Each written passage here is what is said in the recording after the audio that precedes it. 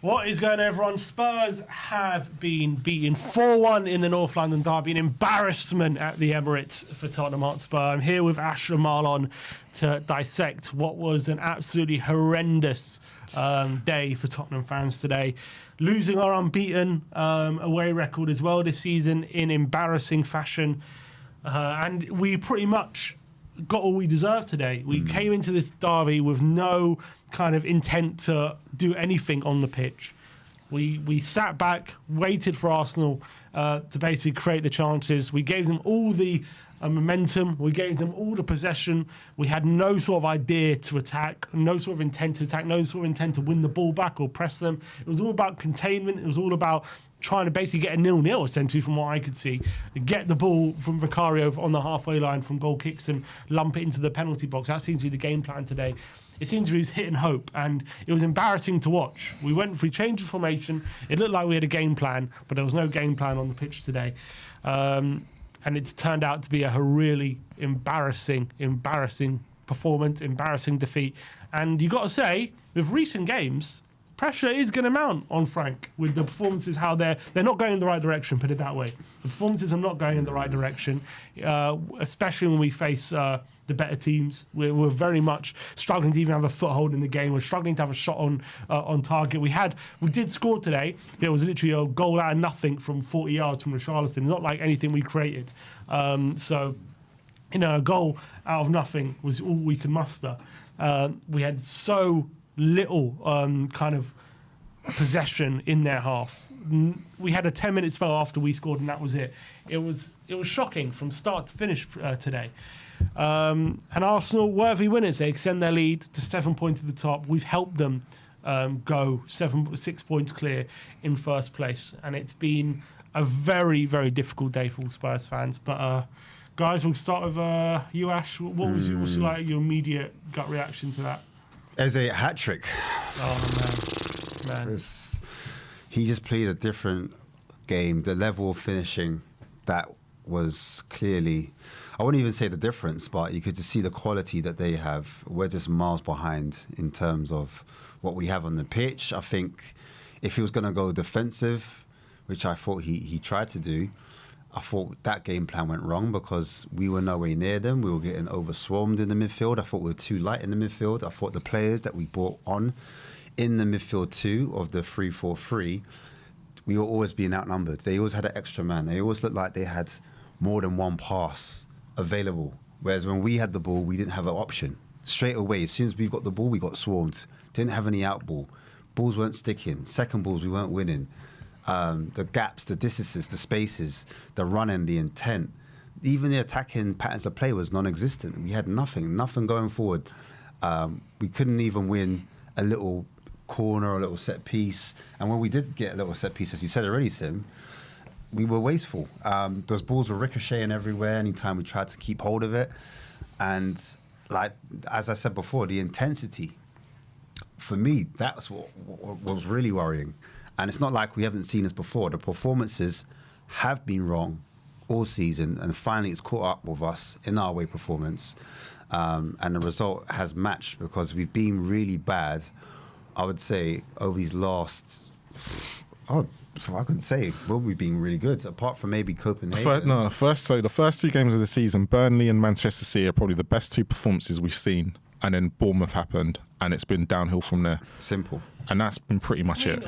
I wouldn't say like there's been some good performances. No, but when we say good performances, like let's take the Everton away game where we won. If it wasn't for the set, but West Ham again for 60 minutes we were poor, and then they got some man sent off, and then we turned up, and then Everton away was set pieces. Brighton, Leeds, won that game. Brighton again. We were poor in the first half, and then we got back into the game.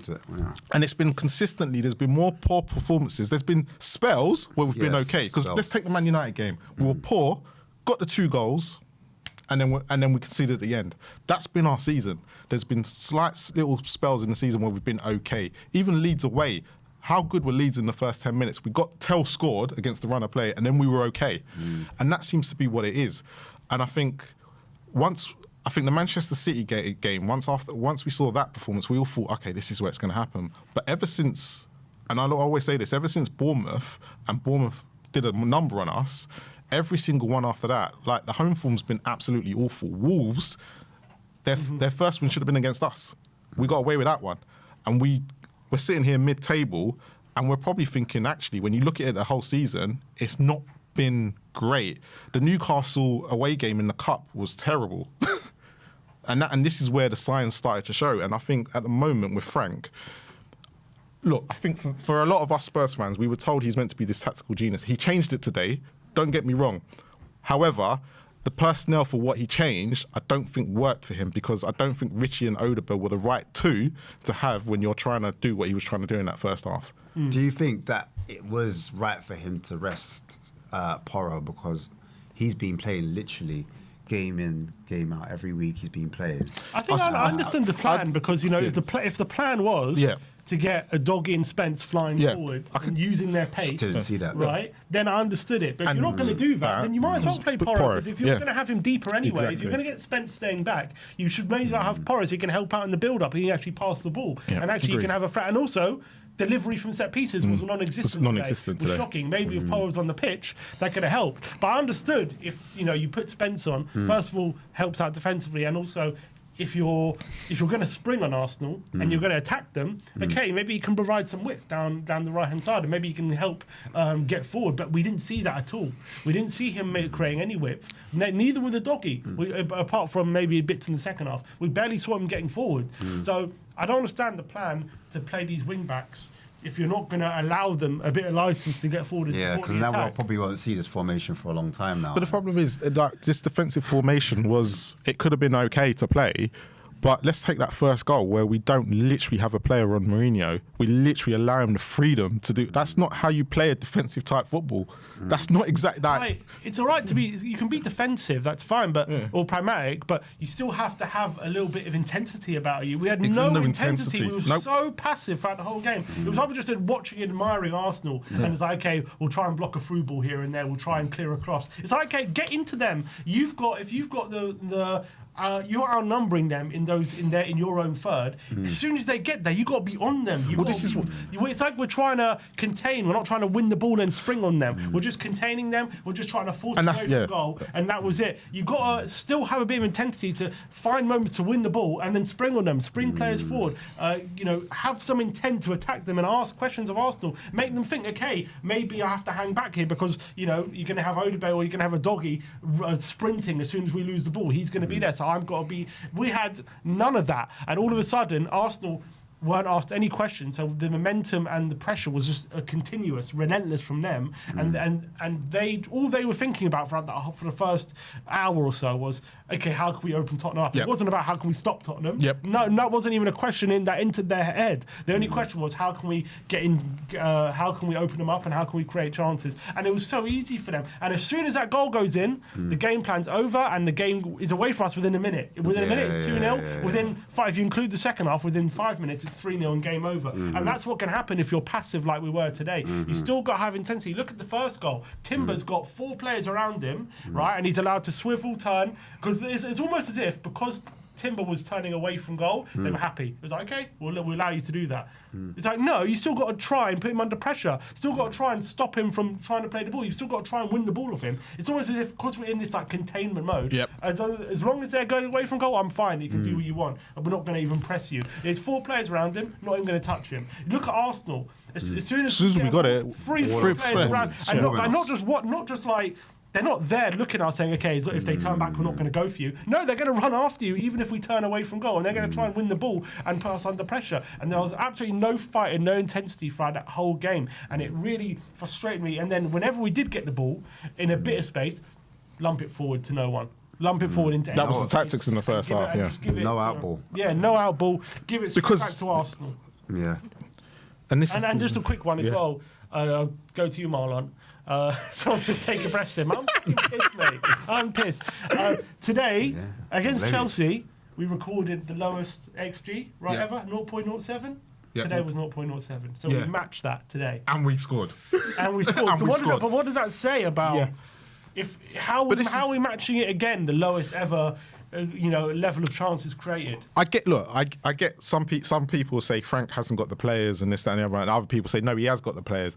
But my biggest problem with everything right now is that going forward, there's nothing to it, and we've added Kudus to it for who wasn't here last year, and we've lost Son.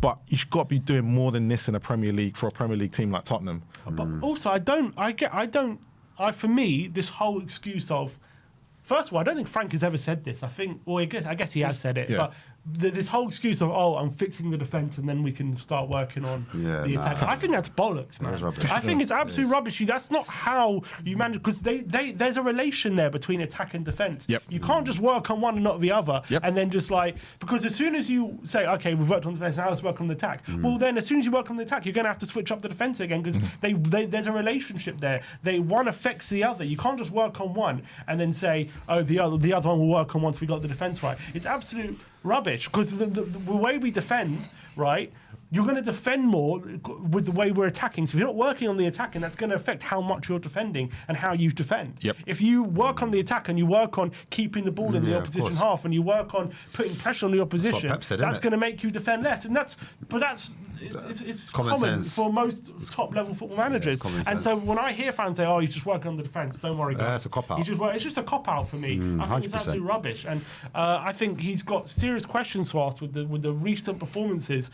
I think ever since you look at the performances, right, since the Brighton game. I know Brighton, we were we drew, we probably should have won that game, but since then, the performances have been seriously worrying.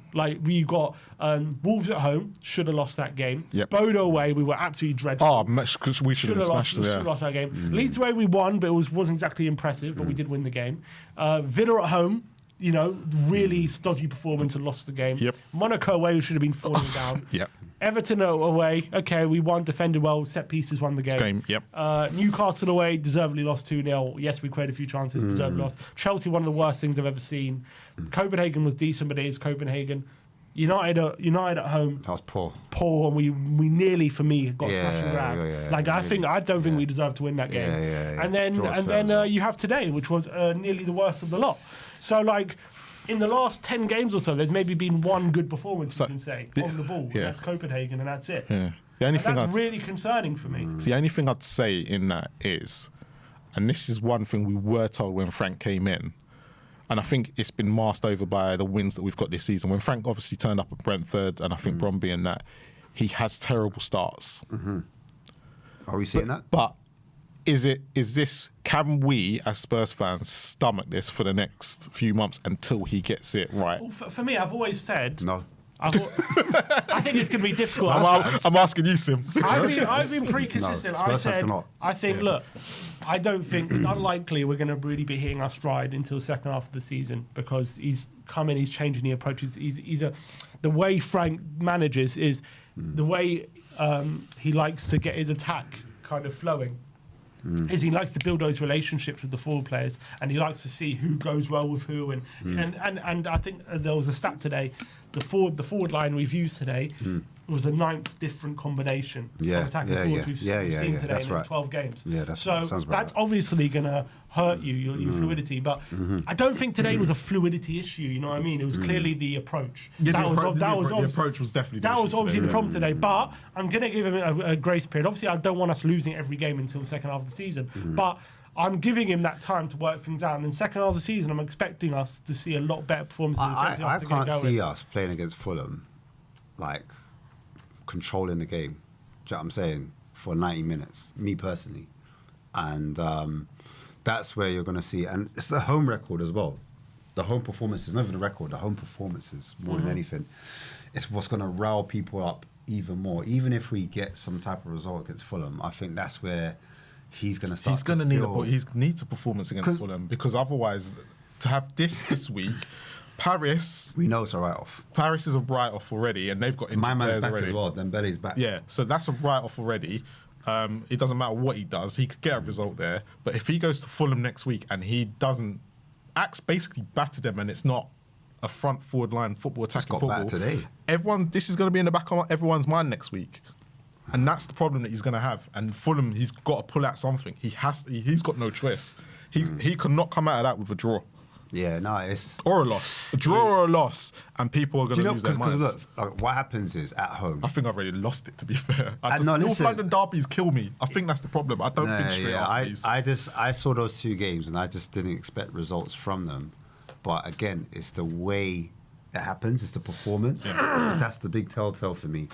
And I remember when we were playing some of our home games, at half-time, fans were booing. That tells me enough of where the fan base is at. Do you understand? And it's getting toxic already. So try and know, against Fulham, we don't start well. We're not going, like, trust me. And this type of result is going to linger. It's not going to be like Fulham and then, everyone's happy. Nah. It's because they're going to be top. They're going to be top. Most of them we know it's too close to home. The way they're gloating already. Do you know how much phone calls I've had before I come on my way here? I'm talking to them. It's crazy. And the thing is, I think before today, Frank's always, I think maybe not. I wouldn't say he's even hiding, but everyone's always said, "Oh, look, he's 5th, he's 6th." He ain't got that no more.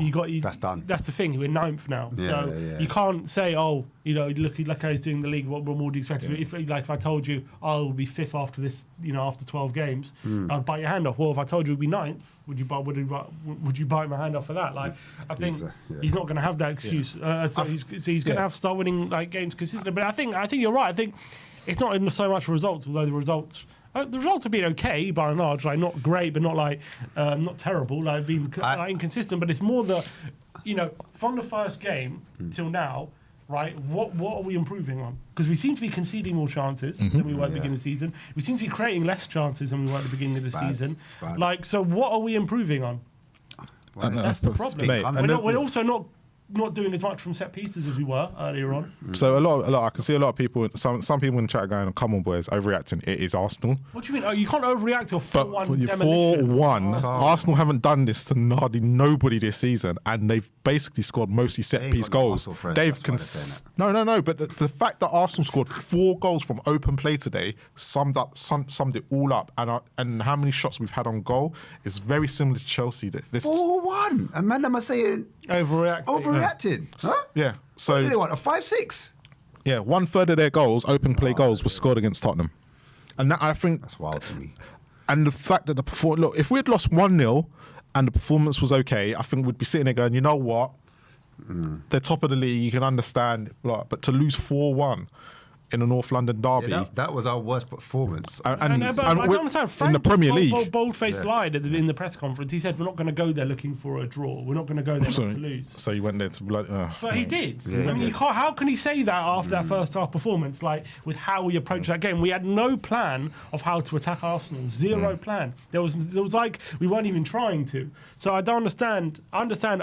Arsenal are a very difficult team to attack. I'm not saying it's easy to go and score against them, but you can see when a team has what their intentions are. You can tell while watching the game, and we had no intent to attack Arsenal. Ask any sort of questions to them today. So I don't understand how you can sit there in the press conference and say, we had a plan to attack them. We're not going to go there. We're going to go in there and try and win. We didn't seem like that at all.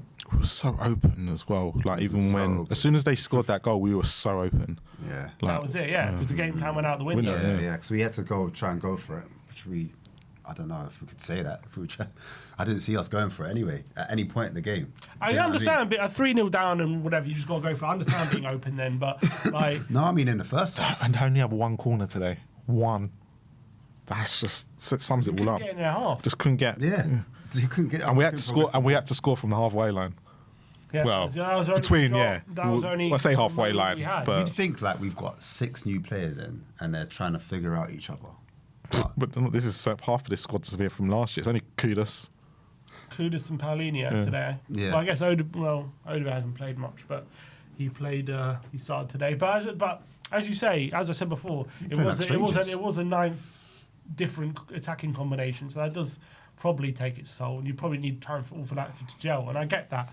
But I think at the moment, the frustrating thing is the performances don't seem to be going anywhere at the moment. They're not improving. No. And when the problem is when you're not really seeing a team who's looking like attacking first and then defensive second, and when the teams are not improving, when the team isn't improving, there's going to be serious questions asked, and especially the home form. I mean, today was our first loss away from home, but the home form has been atrocious, and that's already turning into a difficult kind of atmosphere in home games. There was loud boos in the Chelsea game, a lot of frustrated fans in the home games at the moment, because when you're paying high season ticket prices and you're a team with one of the biggest. That's why he's under pressure, Sim. Yeah, when the team That's why. as well, but he's managing a team with one of the biggest resources in not just the Premier League but in Europe. Yeah, more pressure. So he's got the biggest resources. So all this stuff like treating us like we're playing like we're Brentford is not going to cut it. We're not going to cut it. Mate, but you say, but everyone says play like Brentford, but even Brentford play better than this. Right, look at their attacking line. Their attacking line helped them, innit? See but he had to change that a couple of times in the Premier League with Tony, because obviously Tony was the main man. Because Mbeumo and Visa didn't really step up until Tony had left. So it's not a case of he's got to do something here, because he's got more of a talent pool. Yeah, definitely, I agree with that. But he's not doing anything with it. He's just like Brennan Johnson. Okay, yeah, don't get me wrong, he's not the best player, but he was our top goal scorer last year, and half the time he's sitting on the bench, unfortunately. And we're seeing Richarlison and Odegaard play out there. If Johnson starts, he does something in this game. Probably not. No. Probably not, but it's because Richarlison's up there. Do you think that was a problem with him starting Richarlison? He couldn't play. The thing is, like, people compare his time to Brentford, and look, at the end of the day, he's only had 12 games here. But the thing is with Brentford, right? He's not have the same focus on him, so he can have 10 games like we'd like which he used to. They can have 10 games in a row like they played today, and no one's going to say anything, right? But at Tottenham, you have 1 or 2 games like this, and it's a national crisis. It's a disaster. And then a North London derby. And then you play a North London derby like this, and you're going to get laser focus on. So that's the thing. People don't realise they would have games like this often for Brentford. But it is Brentford, so you don't really expect. But our attacking front three has no goals in it. Like Kudus has only scored 2 this year, and he's not much of a goal scorer. Odegaard as well is not much of a goal scorer. And Richarlison's probably doing the best out of all of them, and he's got 5 goals. And that's not a bad total, though. It's not a bad total, but the problem is that in possession he's nowhere to be seen, and we need better wingers. We need more goal scoring. At least one of them has to be a goal threat. At least one. But I guess a big frustrating thing is if you're going to basically set up so defensively and be so open defensively, there's going to be big questions asked. If you're going to be just like against Boda and against Monaco, where both of those games we seemed to be very pragmatic with no real intent to go forward, yet we were so open. It didn't make sense.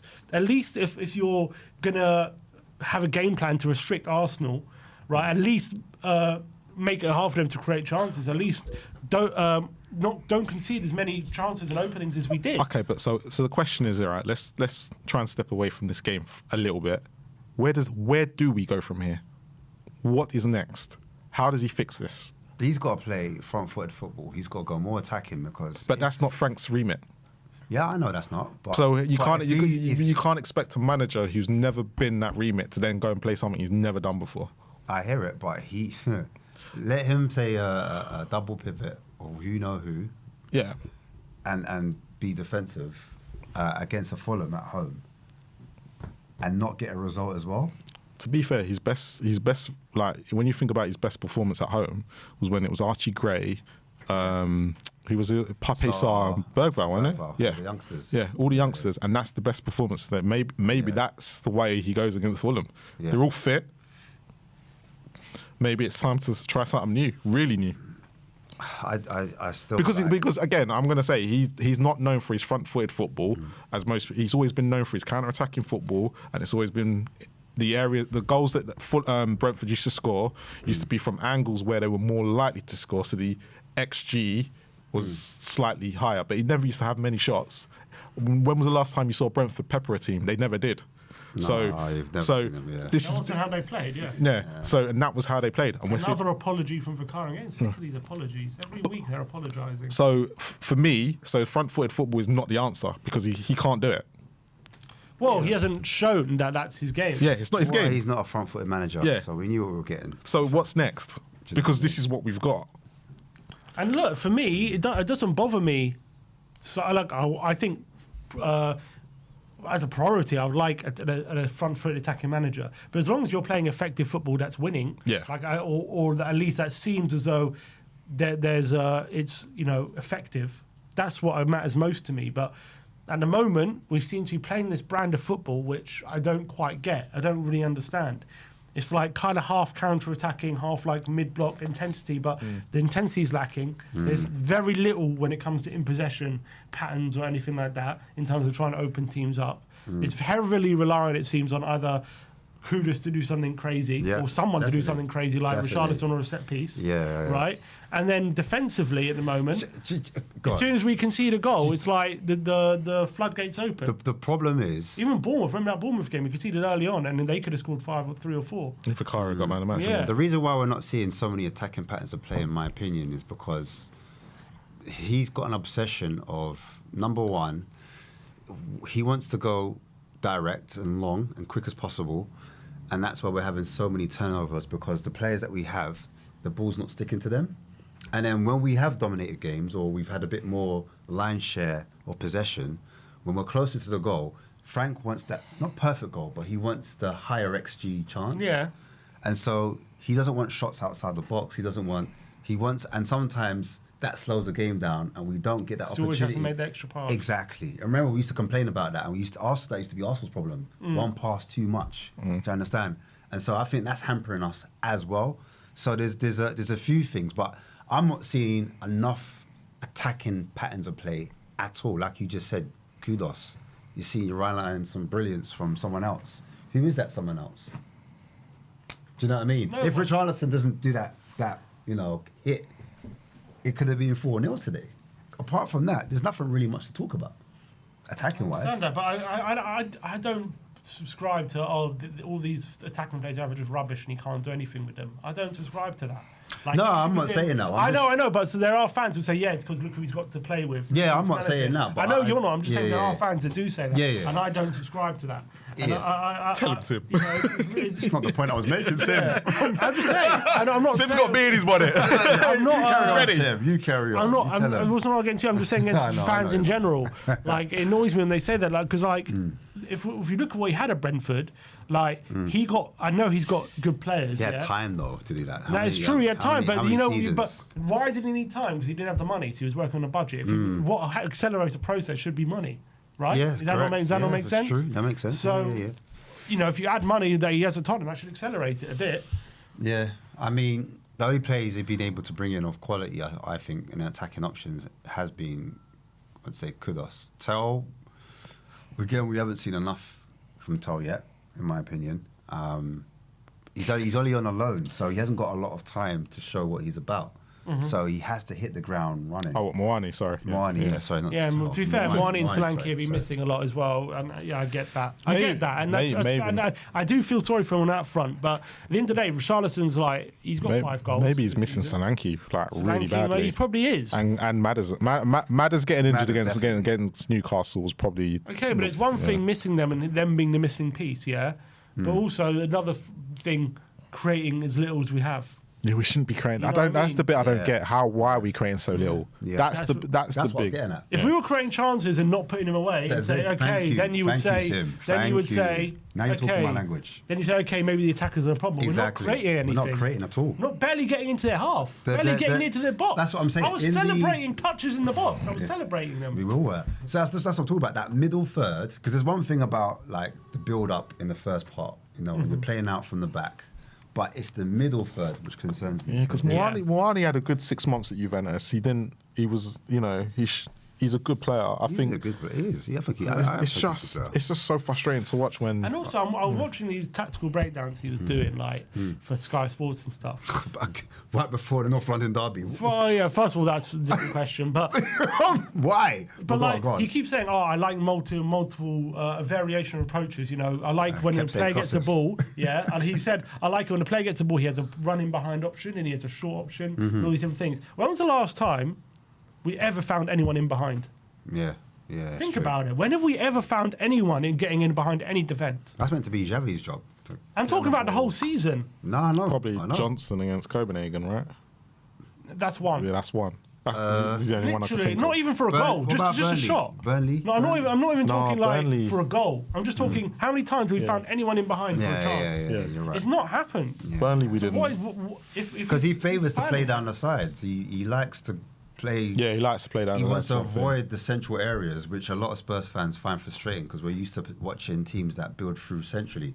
And I said, look, you can play down the sides, but you just can't live there. You have to have some type of variety or alternative where you mix it up. Otherwise, become a bit predictable and teams know how to play against you. Do you know what I mean? And if you're just playing down the sides and you're relying on set pieces, eventually that dries up. You get found out. And we just don't. And we don't have that X Factor type of player at the moment. Exactly. And You got to remember, this is the first time we've ever gone into a season where we haven't had a Sonny, a Kane, a Gareth Bale, someone of that level that can change a game. It's been a while, and it was always going to happen eventually. And then we've finally gone to a North London derby without one. That's what happens. yeah, it's really showing, isn't it? It's really showing. All right. It's fine. No. I'm just getting some super chats, and then we are going to get into your callers. It's your chance to have your say. That was the instant match reaction. It's been a difficult one. Before we get into the callers, the link, by the way, is in the Coons section, or is it in the chat? Yeah, it's in the chat as well. If you want to jump on and have your say about what happened today. But some super chats first. Chameleon Eye says, Chameleon Eye, is that Ozil? He says, got to get rid of Rishi and get in a proper left winger and striker before I'll even listen to a frank critic. Has Rishi, though, really been the problem this season? I'm not saying, look, don't tell me... Yes. I'm not saying he's a great player. But the guy, look, when you look at the top goal scorers, this season, he's probably up there with 5 goals. Yeah, he is. But so, it's in terms of goal scoring, is he really it's context, the main issue? It's context. And what I mean by context is if you watch Spurs, which you do, we all watch Spurs. A lot of people watch Spurs this season, they've given up. Yeah, that's true. There's certain moments where you that's the difference between us and them. You know what I mean? In terms of a top 6 team, I remember it was I was watching Match of the Day and they were talking about Burnley. Burnley got a chance against Chelsea, and I think was it Higginbottom? I can't remember the name of the striker. He's got a chance and he skied it. And at this level, that's when you need to either get your chance on target or put it in the back of the net. And that's the difference between the top teams and the teams just below that. And I'm not saying that we're a low team, but Richarlison, sometimes when it comes to clinicalness, we just know he's not a clinical player. I understand that. I'm just saying we can't criticise Frank as long as he's got Richarlison. I just don't buy that. I don't buy that. Yeah. Sorry, yeah. That's what you're saying. Yeah. I agree. Yeah. Michael Helm says, we were lucky to win the Europa League. We finished 17 last season. The vibes train was not enough. Our squad is still a mess, and Enoch is still at the helm. Enoch is the scapegoat. Look, I understand. Yes, I understand we finished 17th. We all know that squad was never a 17th place squad. I know we finished there, but it was never really the accurate representation of how good the squad was. There was a number of reasons why we did finish that position. But looking at the squad, we've added the likes of Xavi Simons for 60 million. You've added Mwanda. You've added João Palhinha. You've got already a lot of internationals there in the team. There's a lot to work with, a hell of a lot more than he had at Brentford. I don't care what anyone says. He's got Romero, World Cup winning captain. He's got Van der Ven, who's widely regarded as one of the best centre-backs in the league. Yeah. You've got Udogie, one of the best left-backs in the league. You've got Pedro Porro, who people are saying was second to Trent for his on-the-ball ability. Vicario's just played for Italy in midweek. He's a good keeper. We've got good players. Bergvall, top talent. Sarr, good player. This whole squad, I'm not saying it's the perfect squad, but I'm not buying this, it's the squad, we're just rubbish, everyone's just crap. No, I don't buy that. I don't buy that at all. And I'm not saying just because Frank hasn't got us playing really well, he's necessarily the only problem. I understand it takes time. But what the problem and worrying things is the performances definitely seem to be getting worse at the moment. And that's obviously going to be worrying as long as the trend carries on like that. But no one's really going to sit and say, things are improving when they're visibly getting worse. You know what I mean? Yeah, when he's not talking the truth and he's trying to spin. Yeah, all this, but that's another thing. I think a lot of people starting to question. He said when he first signed, he said we're going to play good football, and he's like, we're not taking risks is a risk. Was today not taking risk? It was.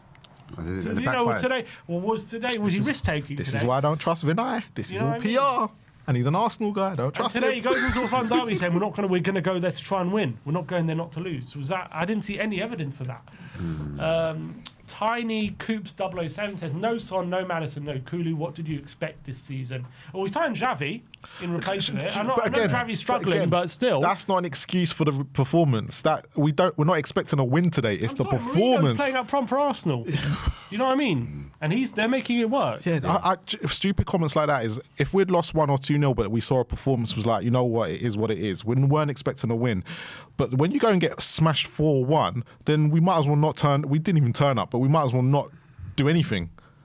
I think, look, you don't expect to get smashed 4-1 in a North London derby. I don't care what anyone says to me. I don't. I understand. I've had worse teams than this, and they didn't get smashed. Worse teams that get played Arsenal this season. Yeah. Sunderland, we got worse squad than them. I understand no Son, no Maddison, no Kulu. That's fine. Like, that's fair. Like, I understand that is going to hurt you. But you can't tell me, I'm looking at the pitch, we just signed Kudus for 50 million. You've got Xavi there. You've got players there. Like, they can't do anything. You create 0.07 XG. Is that the best they can do? That's the height of their ability. I don't believe that. For me, I'll be honest with you. This is the last bit I'm going to say, and then read the rest of the Super Chats. I can't believe we let them have so much space in that midfield, and we just allowed them so much time to pick out those passes. Like you said before, all those times the man wasn't able to turn, and then find a through ball. For me, that's got to do with the setup. It's not just the players, it's on both the management team and the players as well. Someone just put, and this is a very good point, you got to remember, we had Kinksky in goal last year, Gray and Drogoshine as our centre-backs, and we still didn't get smashed like that. Yeah, it was a lot closer game. Yeah. A lot closer. So fair play. And this is what I'm saying. We last year I didn't expect to win, but we lost 2-1. I went, you know what? They were crap, but it is what it is. We lost 2-1. It was like an own goal. Own goal, yeah. It was a Kinski mistake. That's what it was. It wasn't like we just got battered. It's definitely pressure on Frank. Sorry. Dystopia says Eze Star Simmons shit. Yeah, okay. Thank you for that. Comedian Eyes again says still haven't replaced our two greatest attackers of the last decade, by the way. Playing bad. He says playing bad, but what can we expect when our best striker is a washed Richarlison? Yeah, but what did Rishi have to do with the fact they opened us up and the fact that no one's putting a tackle in? This is the thing. Everyone's focused. But I think everyone's going to focus on the attack. And he scored today. Yeah. He's the one who scored. But everyone's going to focus. I know everyone's going to look. We can see the 4 goals. But everyone's going to focus on the attack because we didn't create nothing going forward, and that's why people are going to focus. I don't know why everyone's laying the blame on Rishi for that.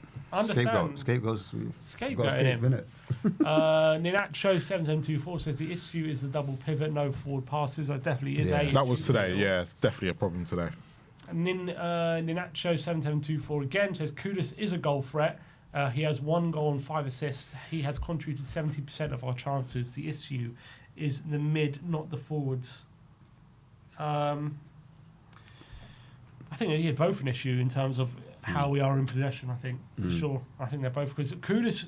The problem with Kudus is he's good, but he's too individual. He's not enough of a team player. He doesn't always pick the right options. There are times that when he cuts, he goes down the right, and then all of a sudden he turns back on himself, and you're like, why haven't you just put the cross in straight away? Always a player in a better position. He's always first thought when he gets forward. But I can see in his mind why he's going to do that, because he doesn't trust probably the people in the box. I don't know. Sometimes I watch him. I think that's just him. I look at him. Sometimes he looks like he's a head down player. You see what I'm trying to say? Yeah. Because he wants to dribble past. Isn't what the best option is how can I dribble? If he played with his head up, kind of his. I was open, had an open like body shape. Then I'd say, okay, maybe different. Anyway, go on. Ninacho says, put any winger in our team and they will struggle. Well, if that's the case, then it's the manager's fault. If you believe that, if that's what you believe, then you would say that's down to the manager. Chameleon Eye says, Sim brother, he's on the ground more than he's on the ball. Great goal, give him his flowers, but he's not anywhere near good enough for this club. Okay, that's fair opinion. I'm not saying I disagree with it. I'm just saying he was scapegoating, and as long as we have Rishi, then we can only create 0.06 XG. You know what I mean? Like that's what the narrative seems to be, or a lot of the comments. Rishi. Like, he was nowhere near the biggest problem today. in terms of what went wrong in the team. And in fact, he got his goal. He found a moment of quality, which no one else did. So I'm not saying Richie... You'll say today Richie's not the problem. There's bigger things. I don't think. I think in general he's not the. Look, he's a problem. I don't think he's the problem. What do you mean? What? Why can't? Because he doesn't let the ball stick to him. There's a lot of times when. I'm just the problem. The team is the problem. How we play. And Frank is definitely part of that. While we're playing like we were today, I definitely think Frank's on Frank. I can't wait till bed's back tomorrow. Tiny Scoot 007 says, I mean the players, the whole system was built around are gone. You can't take away the core and leave just the arms and legs and be surprised the team can't move properly.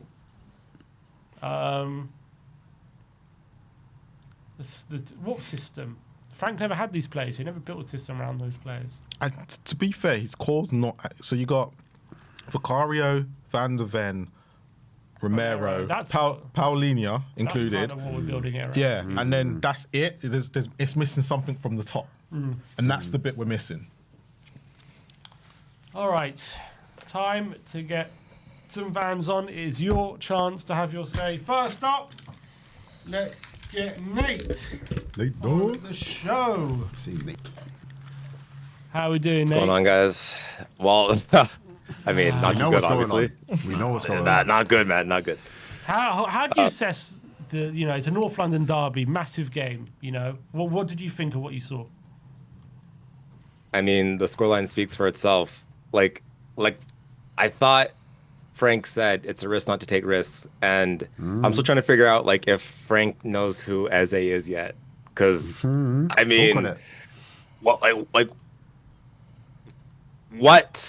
was that? Regardless of Madison, Solanke, Kulusevski being out, I've seen worse players, as you guys just talked about, pull up to the Emirates and even at the Tottenham Hotspur Stadium and show more ambition. I saw nothing at all. Nothing. Not even glimpses. It was from top to bottom, shambolic. And even when Spurs were at their top, there was worse Arsenal teams that pulled up and still did something against us. So I'm not having any of that about the players XYZ. And last time I checked, I thought Thomas Frank was known for getting the best out of what he's given. So why am I seeing these players who people say they're average or whatever? He's not getting anything out of them, which I think there is a lot of good players in our squad. And he spent a lot of money on these players, guys like Xavi, Kudus. Mwani was alone, but still, we spent big money on some of these players, man. And I don't know what's going on.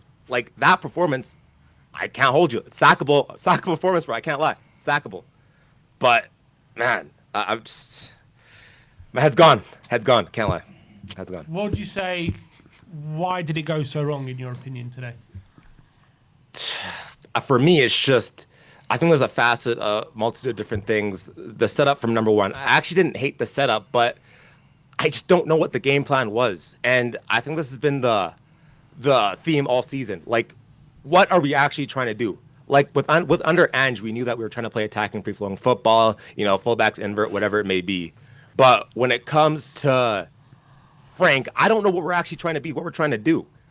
The setup from the start was just so defensive, so defensive. I'm not sure what we're actually trying to do. So I think when it comes to Frank, it was way too defensive. The moment we conceded, the game was done. The game was done from the moment that we conceded. So there was just so much there where it was just way too pragmatic for me. Way too pragmatic. Vicario today said the team was too passive today, and it's the complete opposite of the game we prepared to perform. So if that's the case, who takes the blame? If that's what Vicario is saying. So Vicario is saying. So wait, he said the team's too passive. Too passive. He said the team was too passive today, and he said it was a total opposite of what we prepared for. So by that, he's saying that Frank wanted them to be more expansive, but they just reserved to being passive. Is there a miscommunication from the manager to the players, or was it on the players? I'm not sure what's going on behind that quote. From what he's saying, there's clearly a communication issue of what we're trying to do then. And I'm pretty sure Frank said before the game started was that okay, we're not going to go here and just try to earn a point. We're going to try to go there and win. So if that was the intent, then what was the result on the pitch? You know what I mean? And the way that he set up, how can you say that before the game and then set up like that and expect to win? It just doesn't make any sense. Nate, on that, so you're saying it, so the approach and everything. So once we went 2-0 down, was you expecting more than just one sub to be made at halftime? Because if that's the approach, you was expecting him to completely change it, right? I was calling for 5 subs right away, like straight up. I was calling for 5 subs right away. No, we needed more than that because, again, I don't like, as you guys might know or not know, like, I don't rate Bentancur at all, man. I just don't, okay? I swear he has the Bozo gene and he's bang average at best. Jack of all trades, master of none. But Bentancur should have been one of the first ones to come off because in that midfield, there's a problem. There's no progression. And we saw that even though Xavi didn't play too well. We saw that when Xavi came on. At least there was a lot more progression coming on in that midfield. With Bentancur and Palhinha in that midfield, there's no progression. There's none. So I'm trying to figure out why he was still on that pitch. There should have been way more changes, especially if the goal from the start was to be more ambitious. There should have been more changes after that horrible first half. Horrible first half. I think any of us would have made more changes because that's just not good enough. It's just not good enough. So what do you put that third goal down to then? Because he obviously did change it, the formation, I mean. And we conceded within 5 minutes to another Eze goal. How would you think that could have been done differently? That one, for me, that one's on the players because I would assume Frank gave them like a halftime talk. The players got to be switched on from minute 1. So if we're conceding that early on, I don't think a manager can be at fault for that. That one's directly all on the players and them not being switched on. And like, as much as I'm mad as Thomas Frank for this match, I think everyone here is culpable for this. Like, it's not just Frank, it's not just the players, it's not just Richie, it's everyone. The whole Tottenham Hotspur squad as a whole has to take responsibility for this. So when it comes to that goal, that one for me was on the players because you should have had the intent to go at Arsenal right away at the start of the second half. If you're conceding that early on, I mean, you're not switched on. You're just not. Franklin? Man, Frank on the fence for me. Frank on the fence for me. So what was your feeling before we got Frank? Gone. And is that seriously, you're seriously considering whether we should keep him at this point?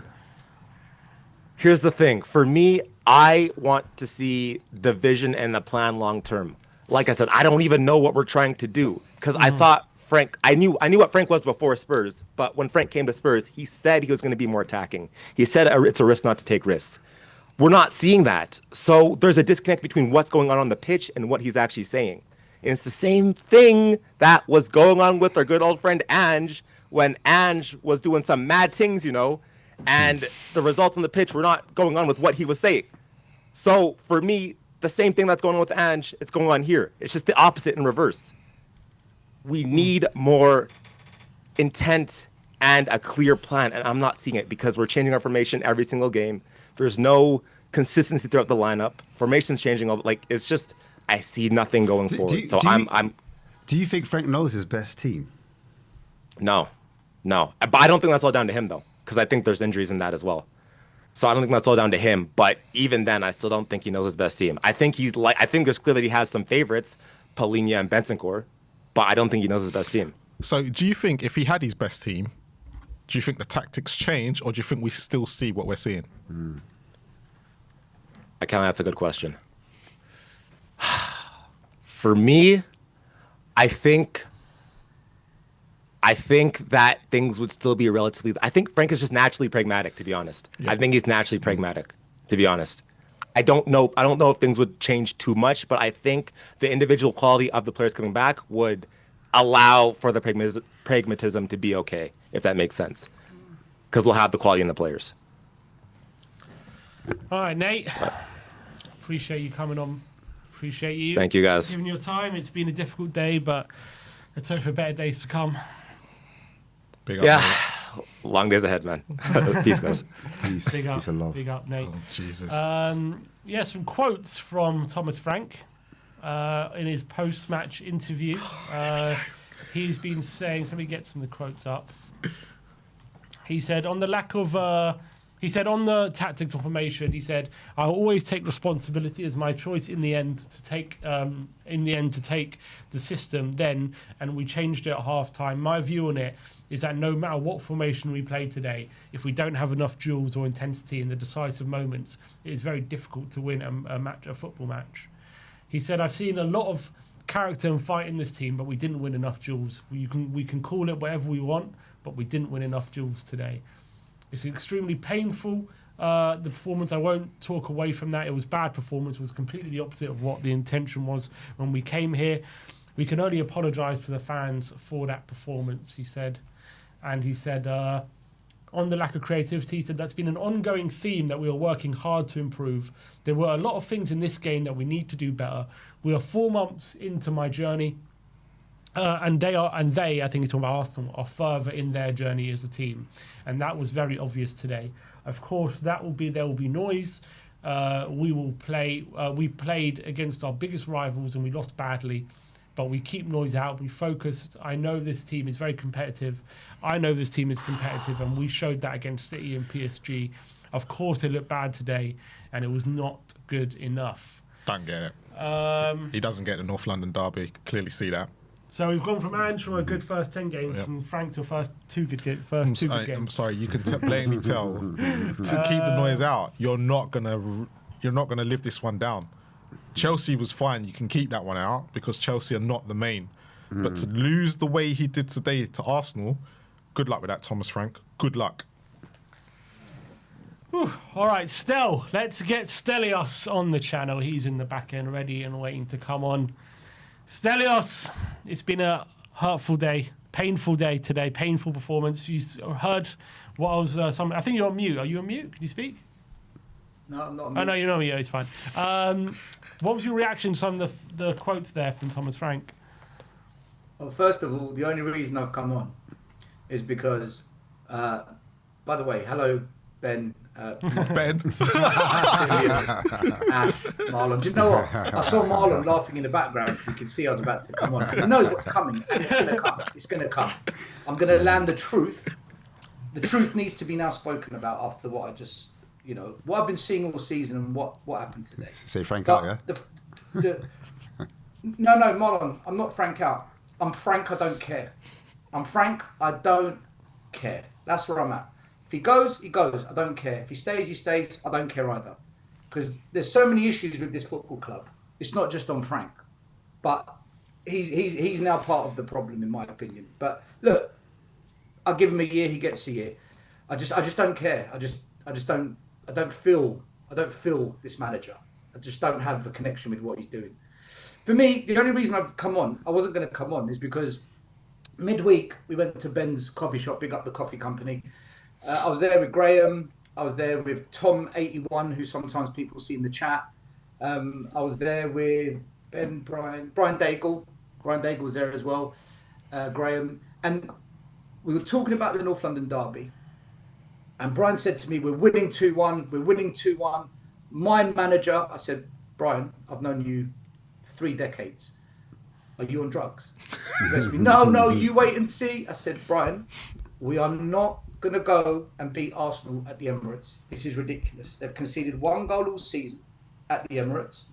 Can you believe Richarlison and Haaland are the only players to score at the Emirates? Haaland and Richard.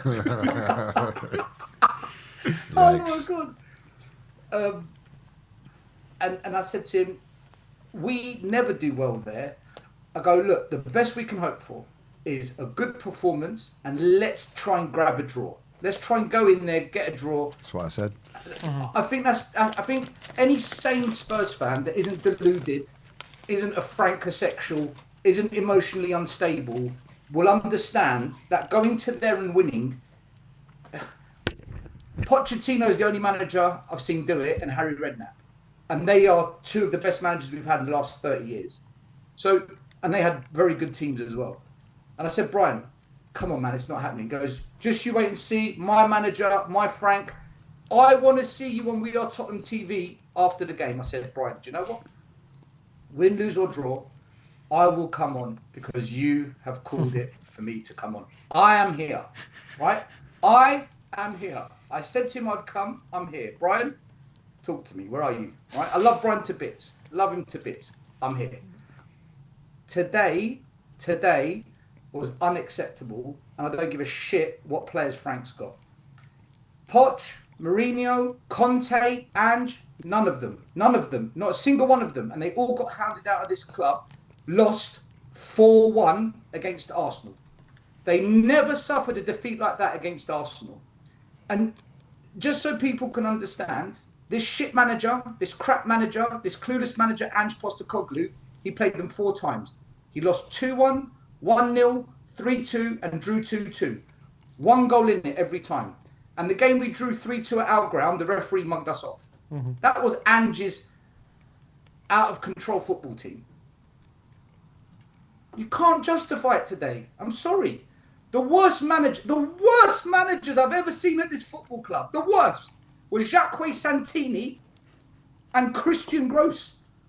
Santini and Gross. And do you know what they did in the North London derby? Do you guys remember the scores when they played? I don't think Santini was manager. Santini didn't get one, did he? Yeah.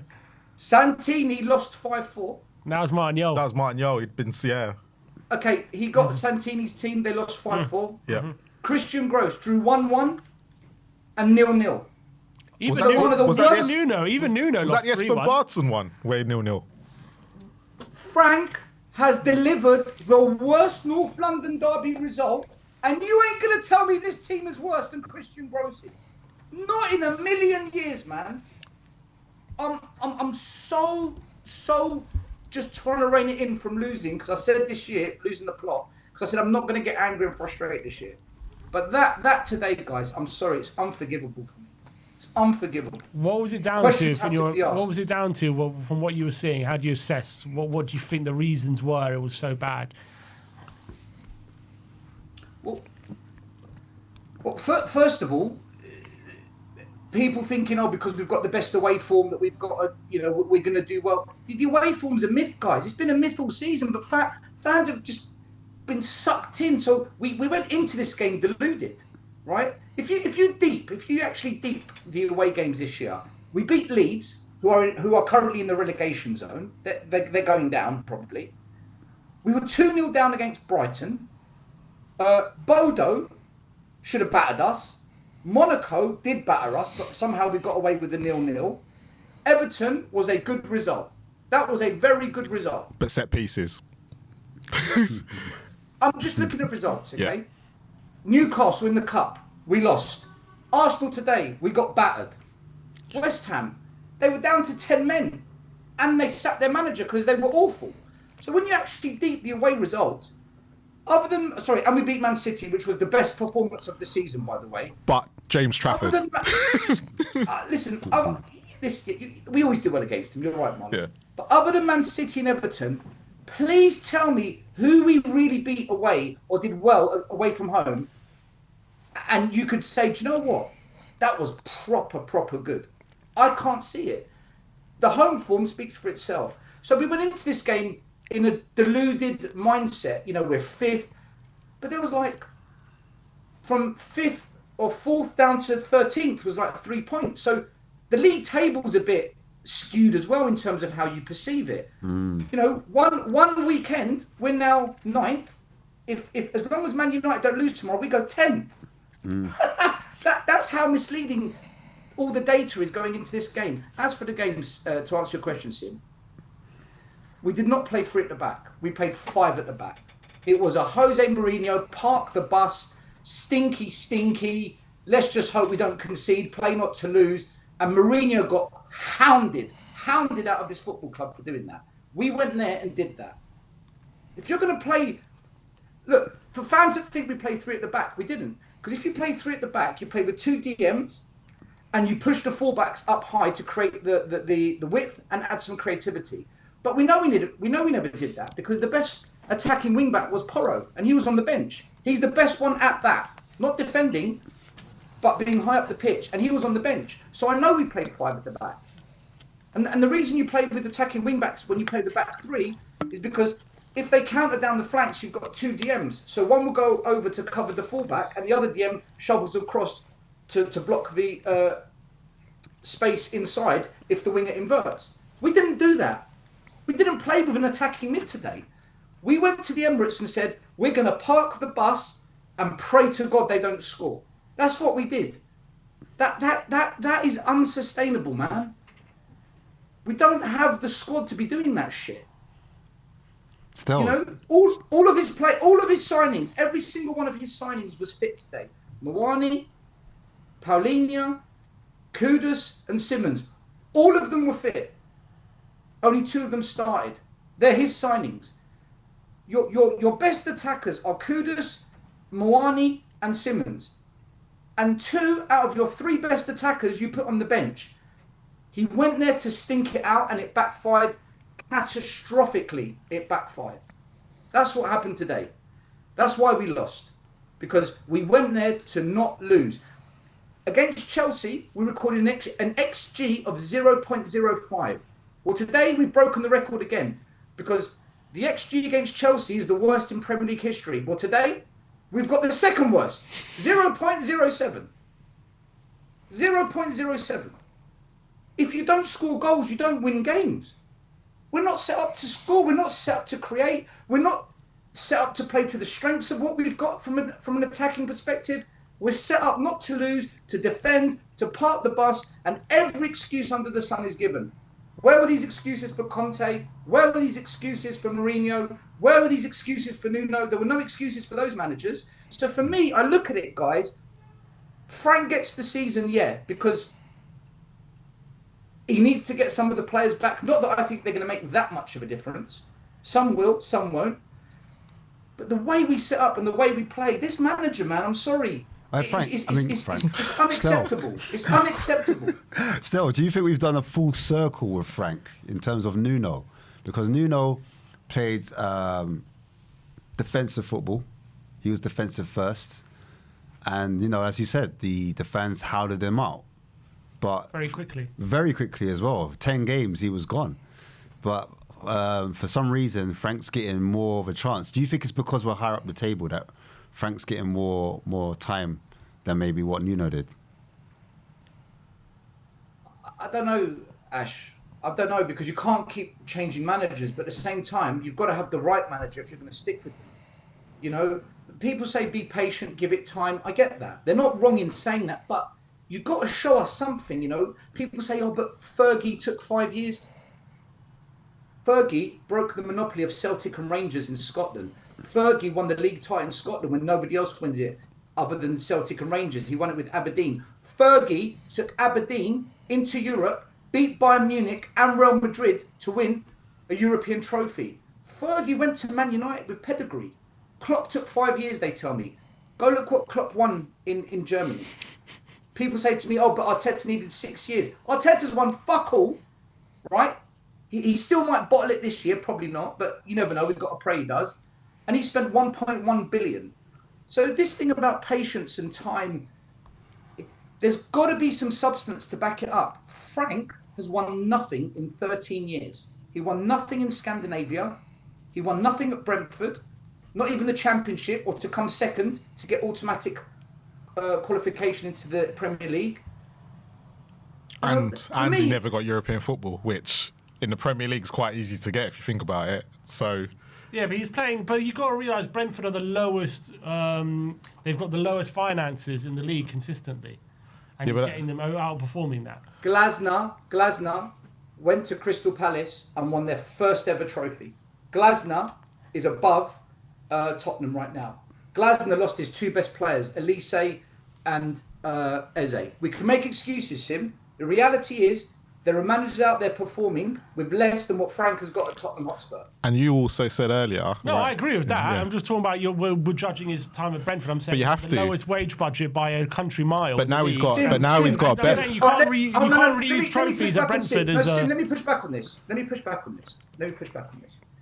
Would you say that one of the reasons some fans say Spurs are struggling is because we attacking-wise, we're lacking?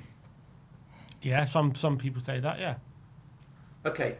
Would you say at Brentford, when Frank was there, they had a better attack? They had Ivan Toney, they had Mbeumo, they had Wissa, Damsgaard. Would you say they're better attackers than what Spurs have got? Some of them, yeah. Some of them, no. Compared to what we've got right now, would you say that their attacking lineup is better than what we've got right now? Yeah. Well, like in Buemo, yes. But like Wisa? I mean, on paper, potentially, yeah. Odegaard or Wisa? Yeah, probably Wissa at the moment, yeah. Right, Damsgaard or Tell? Or Xavi, I think, would be the better. Yeah, Xavi would be the better probably, comparison. I mean, Right, Xavi. I know, Ivan but Toney or we're talking Richarlison? form. Ivan Toney or Richarlison? Yeah, Tony. Right, so when he had those good attackers, the best he got was 10th. When he had better attackers than what we've got now. So my point is, he has got it all to prove at Tottenham.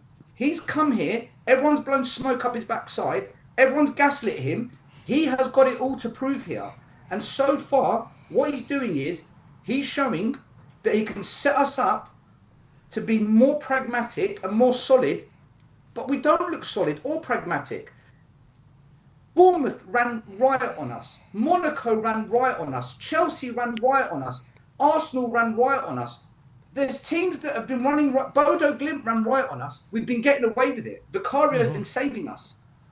Vicario has been absolutely phenomenal for most of this season in keeping us, in games. I just look at what is going on, and I'm looking at how we play, and I'm saying to myself, this manager has got it all to prove. The only pass he gets from me, and look, each of you to your own. We've got a lot of injuries, but Mourinho lost Kane and Son at the same time. Ange had an injury crisis, so he's not getting the best out of our attacking players. I think our players are regressing. I don't think our players are progressing. I don't think they're developing well. Kudus, Moani, Simmons, Porro, Odegaard, these players have got attacking pedigree, but we're not set up to get the best out of them because we're so pragmatic. We're a very negative football team under Frank. We have moments where we think, you know what, we just got to go for it now. We just got to go for it because we've got nothing to lose. But then it's always, it's too late. And Sim, just to remind people, when he joined Spurs, he said, and I wrote down the quote so I don't forget, I want to make Tottenham brave, aggressive, and attacking. Before the Chelsea game, he said, from minute one, we're going to go for it. And before today's game, I know the importance of this game. We will be high tempo. Lie, lie, lie. When Ange said things like this and he didn't do it, we called him out. And I'm not saying to call out Frank. I'm not saying people to go in on him. But we have got to question what we're seeing. For me, I've seen 3 red flags. You're 2-0 up against PSG in a cup final, and you make substitutions that that was cost a massive us. red flag. Massive. Right? That cost us. But everyone said, these things happen. We were 2-0 up. Focus on the positives. Okay. You rested some players against Newcastle in the cup so that you can go full strength against Chelsea, and then you put in the most horrendous performance of the season, bar none, against Chelsea. North London derby. This is our biggest game of the season. This means everything to us. And you've recorded the worst loss of any manager or record, or you've recorded the worst loss of any manager in North London derby. Worse than Christian Gross. And Christian Gross played 2 games in North London derby. Is it our worst ever? Must be in the Premier League. In the Premier League. Yeah, the Premier League. 5-2. 5-2. When we went there, we lost 5-2. Yeah, 5-2 And twice. I believe, and we lost 3-0, I think, a couple of years ago, 2022. And when Thierry Henry scored. No, 22. We lost 3-0. We always score, don't we? We get one. We lost 3-0. I think at home we lost 3-0 a couple of years ago. 2022. No, it was 2-0 under Conte, you're thinking. It was 2-0 under Conte. No, there was a 3-0 loss as well somewhere. Not at home. Anyway, Sim, he's recorded the worst loss in the Premier League in the North London derby. That was He fabulous. says, I've got a quote here, Stowe. He says, definitely a lot to work on still. It's worth remembering that we did finish 17th last season. Oh my God, if he's pulling... he can't be pulling that out. How much credence do you give to that argument? Okay, mate. You signed Paulinho. You signed Simmons. You signed Moani. You signed Kudus. These are your signings. They're all good players. I think Moani, as a striker up front, I don't rate him. As a wide player, though, I think that's where he's better suited. But today, We didn't set up. We were trying to play it out from the back with no midfielders, man. Who are we playing it out to from the back? We had no 10 to drop in and receive. The fullbacks were in our half for most of the first half. So how did he expect us to score today? How did he think in his head we're going to score a goal today? I look at the tactics and I question it. I said for weeks and weeks and weeks and weeks, go to a back three. But that means you play with fullbacks that you're going to push up high, and Porro has to be one of them. I never said go to a back five. I've never said that. I look at the tactics and we're negative. We're a negative football team tactically. The away form for me is a myth. When you deep it, like I explained, today that result's been coming, guys, because we've been doing that all season, but we've been getting away with it. I think definitely of late, the recent away performances have not been good at all. I agree with that. But still, it is only 12 games. Is that enough to say you've seen, is that enough evidence, 12 games, to say this is how it's going to be? Slightly more than 12, because you have to include the Champions League. 12 Premier League games. There's been a few Champions League games as well. It's still November. My concern is, Tim, I haven't seen an improvement. No one's going to convince me tactically we're better. Yes, maybe defensively, because we drop deeper, we concede less, and we're not as wide open as what we were under Ange. Okay? But I've seen us get split open so many times this season. But okay, defensively, we are better. But attacking-wise, we are dog shit. We're rubbish. Van der Ven and own goals has saved us. Our centre-back and own goals has saved us. What do you think about the people argue, he's fixing the defence before he concentrates on... What's he fixing? We're getting cut open every week, Sim. What's he fixing? Well, as you said, we're more solid maybe than last season, Man United, 2 chances, 2 goals. What are we fixing? We're probably... Against Everton away, Vicario made 3 or 4 wonder saves to save us. Against Bodo. Who are Bodo? Ange beat them 2-0. We go to Bodo this year, we're getting ripped open left, right, centre. If it wasn't for a penalty miss, they would have beaten us. Monaco carved us open. Bournemouth, who have lost their entire back four, their entire defence got sold in the summer. They came to White Hart Lane and absolutely dunked on us. For you... I don't see how we're more solid. I don't see how we're... I agree we are better defensively, because not everyone's on the halfway line for 90 minutes. And we are more compact. And plus, we've got a proper number 6, Paulinho. So that automatically makes us better defensively. But when you actually watch the games, the chances we give up and how we do get cut open, we're not as this defensively good team as people think we are. I just don't see it. And that's why we're now 9th in the table. That's why. In terms of, not your personal opinion, but when you think about Frank's position, in terms of when the fan base are really going to start putting pressure on him. Obviously, we saw a bit of it against Chelsea, but, there's a loud boos and stuff. But after today, do you think the pressure's mounting? It's genuine pressure. I think it comes down to the home performances, because that's where you've got the majority of fans going. That's where people are paying top dollar. Even as an away fan, you pay 30 quid for the ticket. Okay, you've got the travel costs, so maybe that balances it out. But the away fans tend to be the diehards. Thick and thin, high or low, they're there. Home fans are more fickle. You've got corporates, you've got their fans there for entertainment purposes, fans there for an experience, fans there who... don't go every week. They just go to the home games. So it's a different crowd at home. They're more demanding, and also as fans, we deserve to see our team give it a right go when we're at home, because we're there, we're behind them, we're cheering them on, we're making noise. We deserve to see those players on the pitch whose salary we pay for to give it a right go. So when we don't see that, and we're not winning, that's where the tide turns. It's the home performances. Just at home, we've been diabolical. So what's our next couple of home games? We've got Fulham on the weekend. And Brentford. Next weekend. Brentford, right. Yeah. Let's say we draw those 2 games. There's going to be problems. There's going to be big problems. And the fact that considering we couldn't beat Wolves, there's no guarantees, is there? Brentford, Keith Andrews, he's playing very well.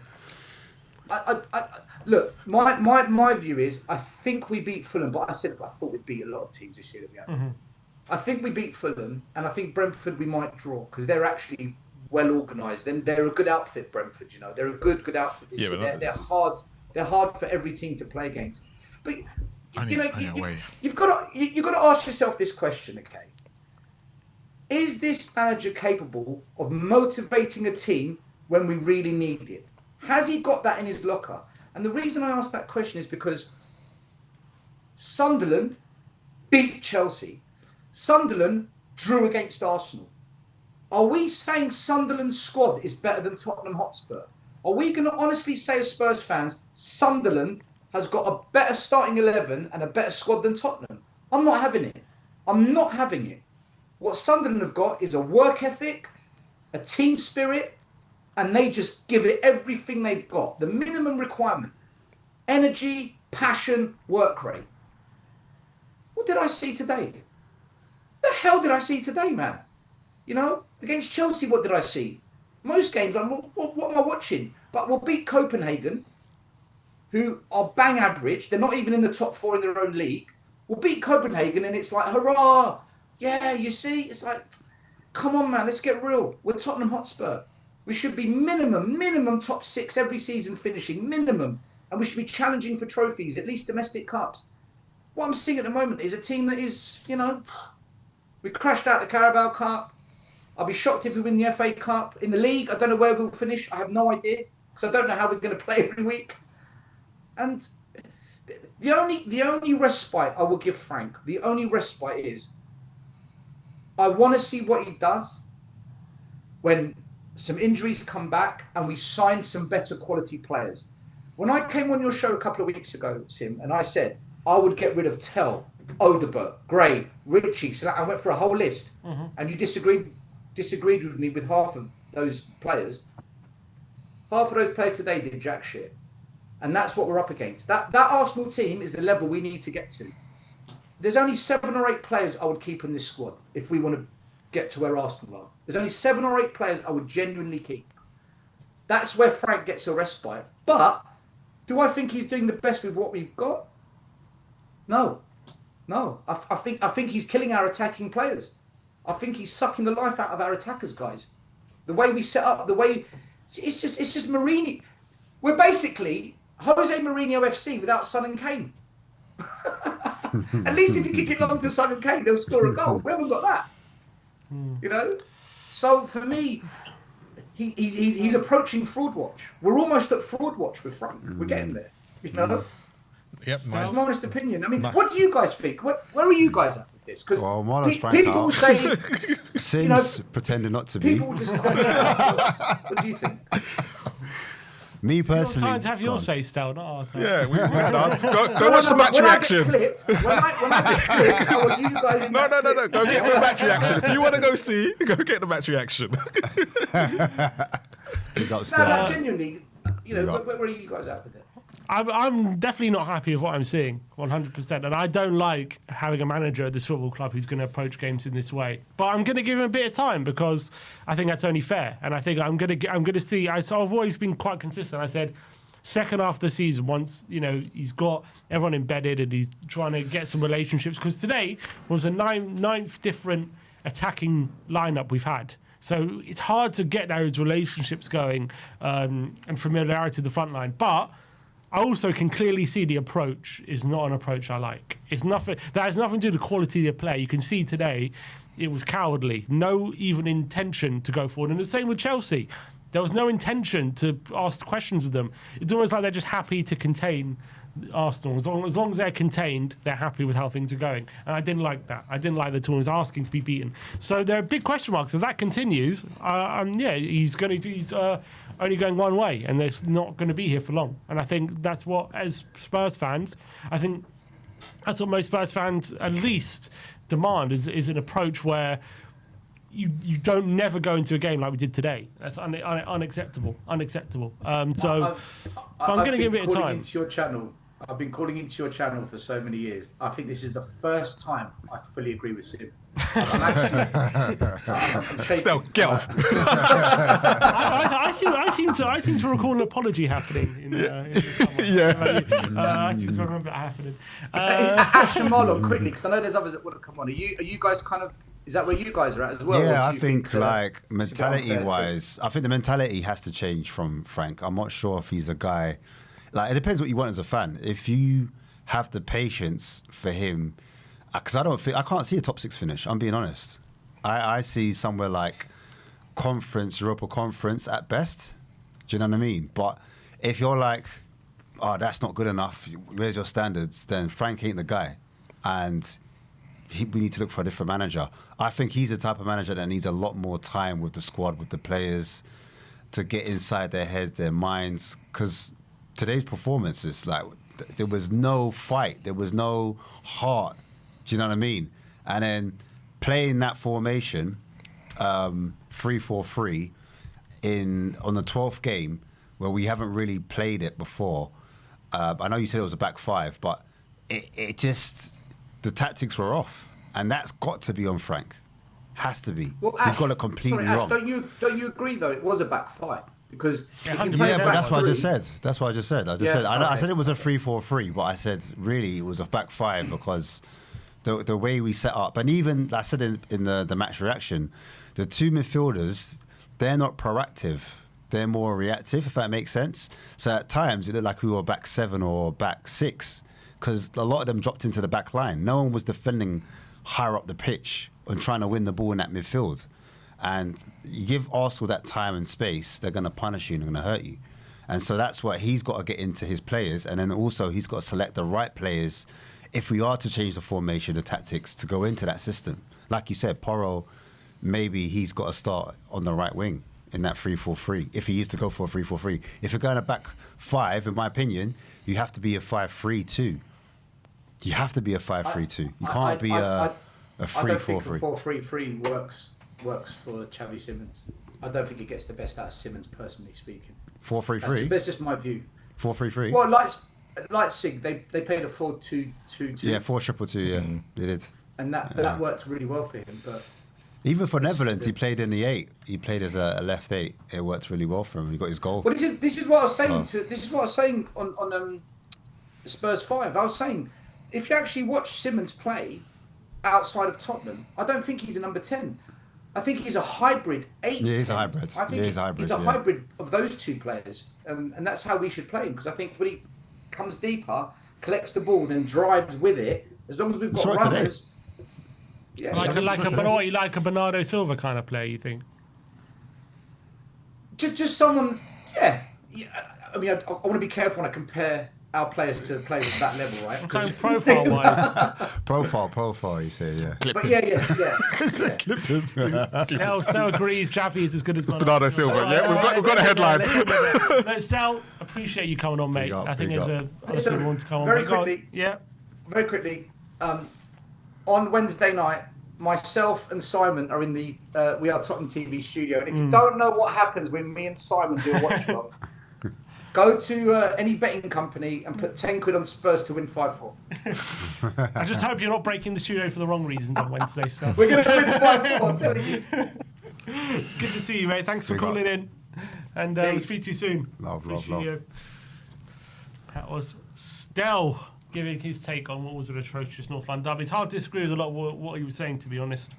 Tough game. Another quote. Frank's been speaking in his press conference. He said, in terms of what went wrong, he said, where do I start? This is, of course, hugely disappointing. We didn't perform better in the game against our biggest rivals. I can only apologise to the fans. I was very confident on Friday when we spoke that we would be competitive today, and we weren't over 90 minutes. We tried to come here and be aggressive and press high, and in spells go after them. We didn't succeed with that a bit.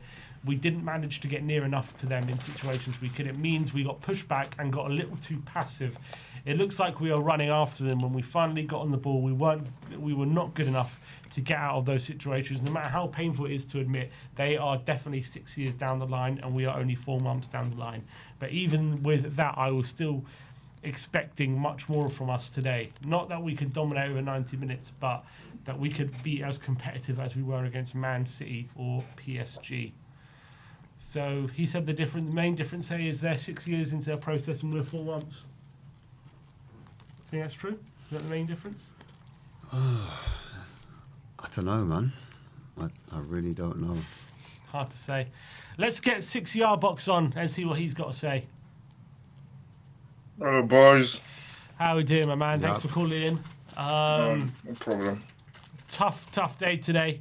What do you think of, some of Frank's comments post-game? You know, Arsenal are 6 years into their process. We're only 4 months, and that makes a difference.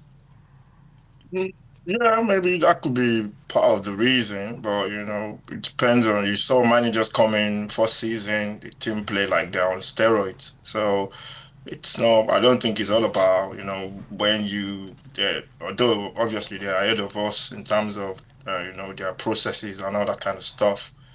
But today is just you can play 5-4-1, 10-4-2.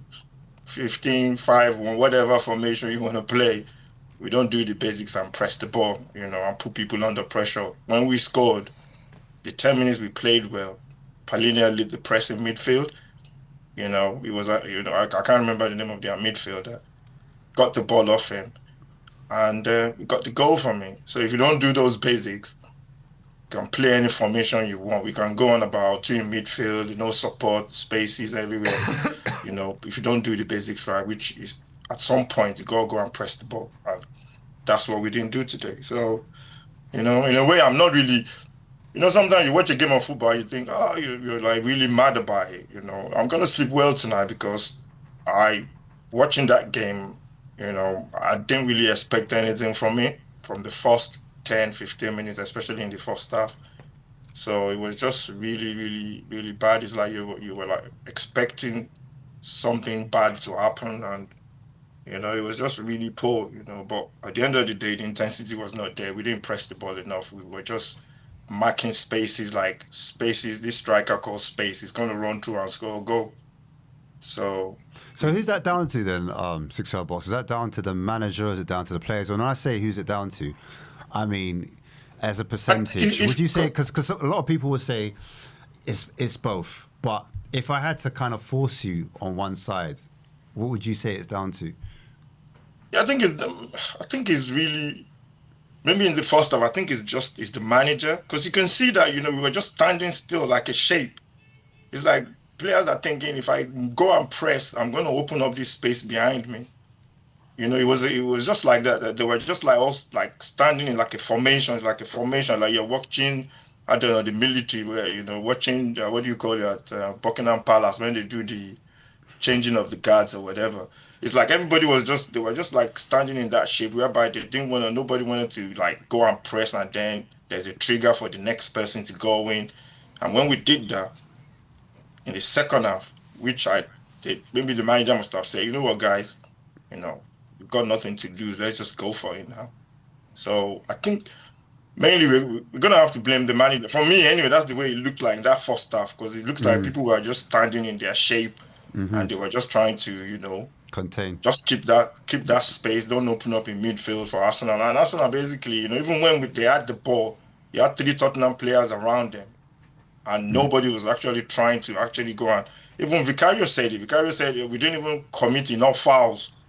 So he was saying that basically the pressing and just the willingness to get that ball was not really there. It was like half-hearted or something. People were just dangling legs and not really going. Sometimes when you're going for the ball, you think you're going to win. If you're not committed to trying to win it, you will never win it. And that's what happened in the first half. And by the time we switched on and said, okay, you know what, let's just go after them, the game was done.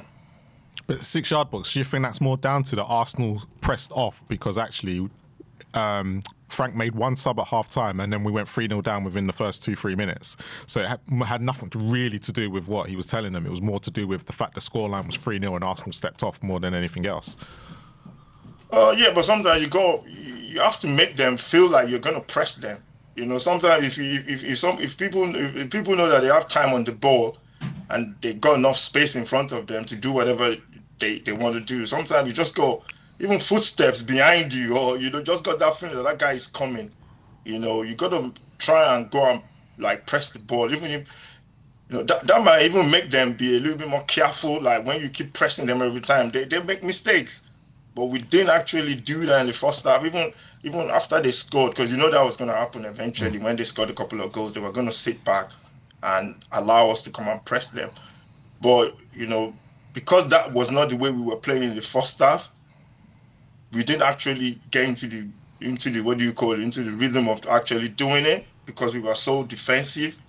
And sometimes for you to break away from your mindset of, oh, let's defend, to, okay, let's just go. I think Palina just took the shackles off in the second half, and he was just like, I don't know if I could swear here, but I'm just gonna go kick somebody and go and press them and win the ball, and everybody followed him.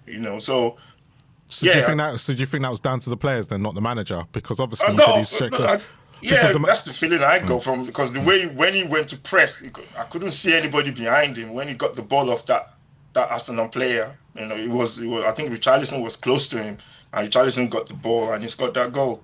So it's just, for me, I know the kind of football I prefer, to be honest. And that's why I like the way Andrew was playing. I know people said, yeah, we finished 17, blah, blah, blah. I hate going back to Andrew, but, that's what recently, that's what you got to compare us. Would you take Ange back? Would you take him back? No. I wouldn't. If he came back, he must be mad, because I won't come back. Because you're just going to start all over again, and, the same old. All we needed to do was look at Bournemouth and Brighton. They've got a way of playing. They bring in managers. They got the players, they sign players. They bring in managers that fits into the way of playing. Okay, get rid of Ange, fine. You got Areola there. You got managers that play the same kind of football. When you do that, when you make your processes that way, you don't sign players that are useless, because the players you're signing, they fit into the system that you're playing, and you could plan long term as well. But we keep changing from one manager because fans complain. We have a bad season, we win a cup. People think, sometimes progression, you're going to stumble and then you go again. But if you have the same philosophy in terms of the way you play, it's like you got a framework of the way you play. You bring in players and they just fit in. And we keep doing this thing, we're bad. You got to give Frank, I'm not saying Frank out or anything. You prefer a more attacking manager. That's what you're saying. Yeah, you got to give him time, because he's going to have to find out the way he wants to play. The players have to buy into it. He's going to sign a lot of new players. And we got to give him time. So 6-yard box, you say you want a more attacking manager, but do you think Frank's the attacking manager that's going to bring that attacking football? Only time will tell. We saw what he did at Bournemouth, and you can't compare their front players he had there with the players we have now. They're just miles better than what we have now. And it's going to take time for him to be able to do that when he gets his defensive side of the game right, and then he's going to make us more attacking. But is he going to be what we want at Tottenham? Because at Bournemouth, they play different. Expectations are not the same as Tottenham. At Tottenham, we want to go, even away from home as well, we want to go and win games and play attractive football, go on the front foot. But you're going to give him time, but it's just the way we change from one philosophy to the other. It's just madness, man. Imagine, what do you call it? That Ange team with Palina and that team now, playing in front of that back two or whatever when we attack with that. Imagine, that will make a big difference to that team as well, And all we needed to do was just sign more quality players, but instead we went from one manager and went for a different kind of manager, and then now we're complaining. So it's just, just have to sit and, just... How far away for you is Frank actually away from coming under serious pressure for his job, do you think?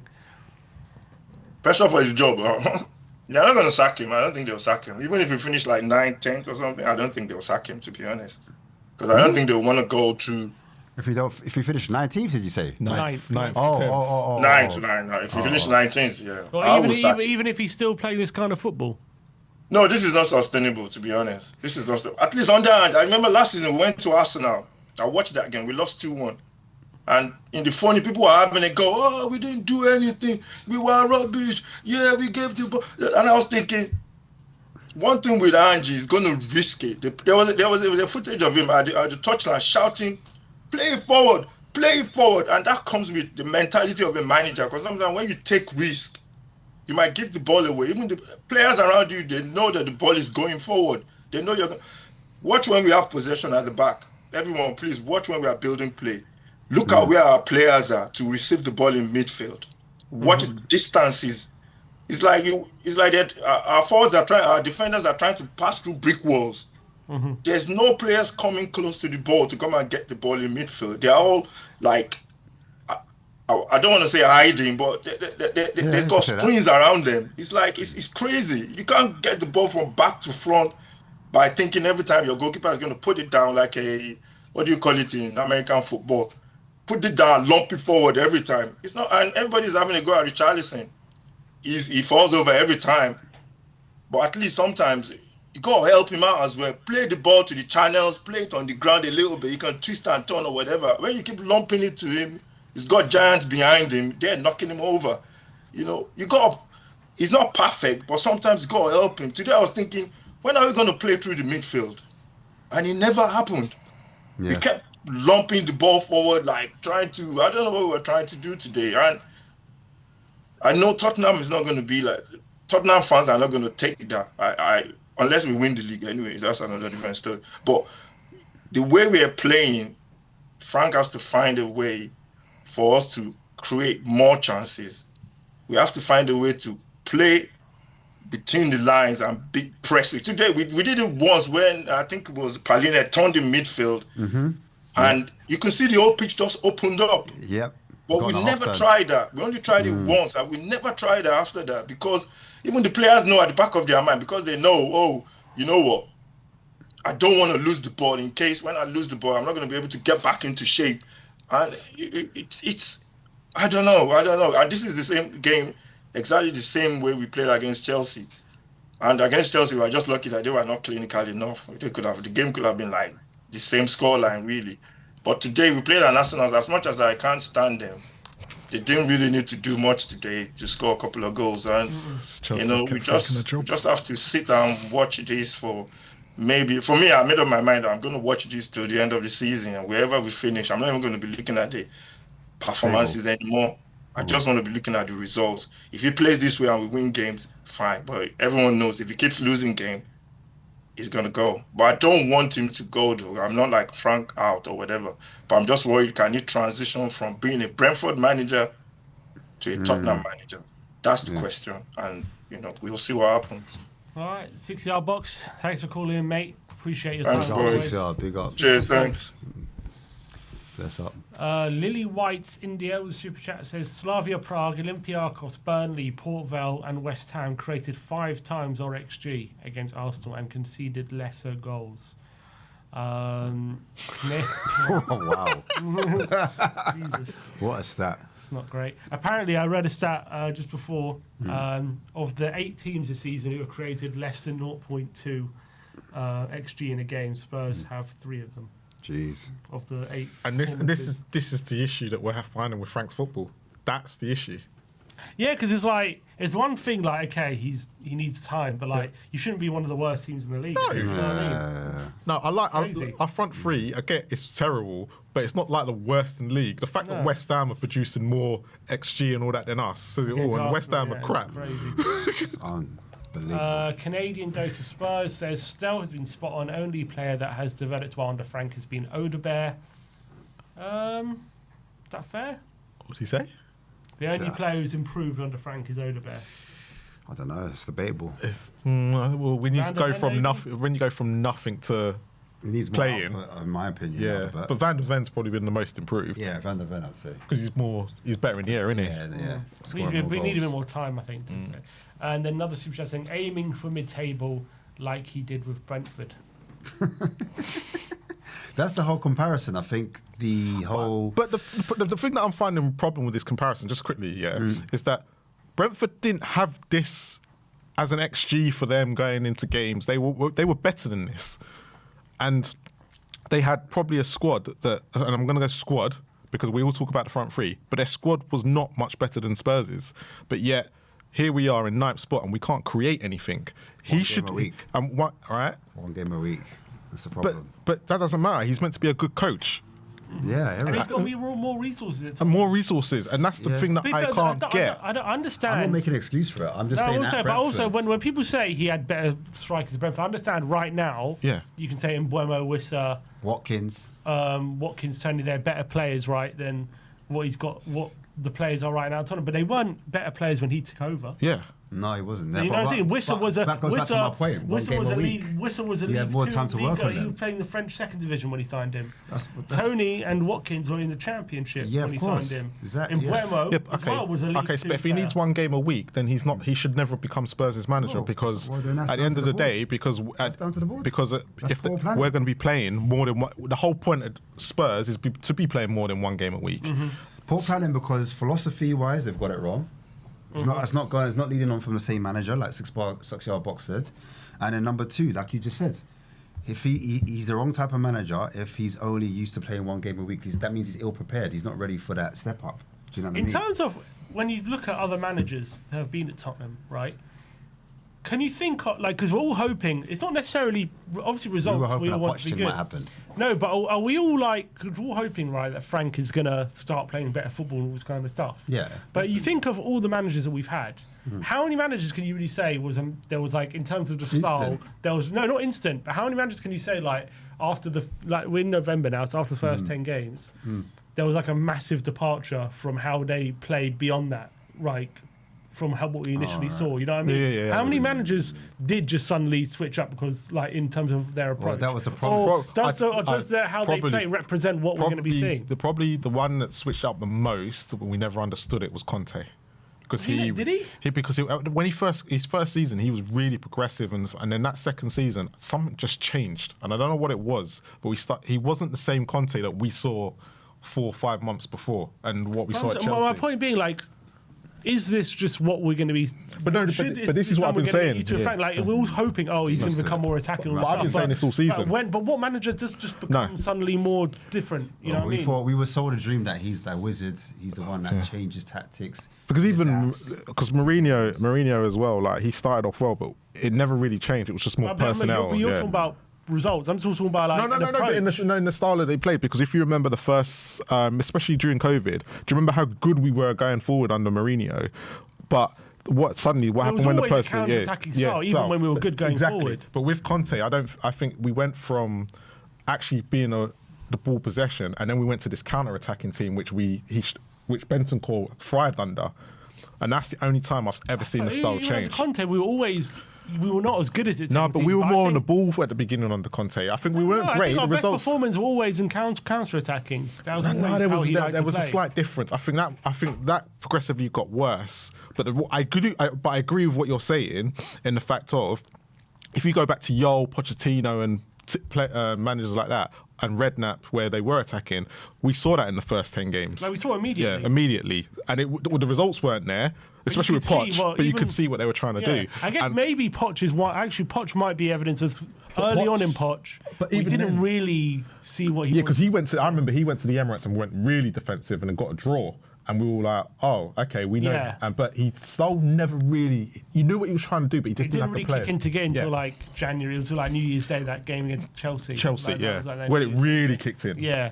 So I guess there's a bit of evidence, but it's not common. It's more of a case of the results change, but the style of play doesn't. The style of play doesn't. So I don't know. Are we being? Is it wishful thinking to think Frank is just going to change? I've been saying from day dot that the style of play is not going to play. I don't know. It's just a question, isn't it? Is it wishful thinking? No, it is wishful thinking. I don't know. It might not be. But is it? Anyway, let's see what Mark thinks.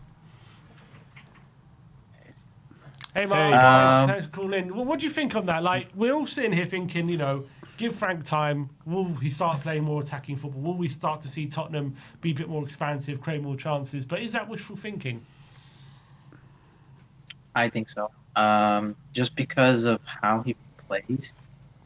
I've been kind of looking looking around and seeing, if there's any breakdowns and stuff, just to kind of figure out why we're not winning. Why are we not being as dominant as we're supposed to be when we got him? And I think it's just he's more defensive. He's more pragmatic in that sense. And honestly, the way he's setting us up, he's making us predictable. Like if you guys can remember, out of all the games we've played, so far, uh, do you remember any good times when there would actually be a passing channel right through the center uh, uh, of the pitch? Only really the Copenhagen game, maybe you could say. Yeah, that was it. And they allowed us time and space on the ball. You're absolutely right. Maybe the Newcastle away game, we had a few chances created, but in that game, obviously, we lost. But Yeah. I think maybe so. Brighton away, you could say maybe for about half an hour. Yeah, and that's like a couple handful of times, but then everything else, every time that we try to build up, it's always to the wings all the time. And then what we do is we just try to make it look like a set piece where we just cross it into the center of the box and then try to get a header in. And I keep seeing this time and time and time and time again, and it's not working. Now we go against Arsenal. They've been looking at us probably for a while because they're probably preparing for the day like today, and they had us figure out. They shut us down right from the beginning. We did not build up at all. Yes, we were playing really passively, but for the times that we wanted to move forward and progress, they shut it down completely. And it's getting to the point where the way that Frank is playing, I feel like we're more like a one-trick pony where we just go to the wings or get somebody to go wide, and then we just cross it in and header it. And then we do it time and time and time and time again, where the keeper just knows just go up and catch it. And that's it. Very simple. And then nothing happens. And then it goes right back again, and then we start the cycle all over. Do you know, Mark, we've got the second highest amount of crosses into the box in the league. Exactly. Exactly. And the problem is it's not even the crosses is the problem. It's the fact that we cross it the same way every single time. We don't cut back and cross it further out the box. We just go right where the keeper's at, and he just catches it. Every freaking time that I see that we get in a good opportunity where we could have just cut back, it's just like Frank is just telling them just to cross it in the same way every time.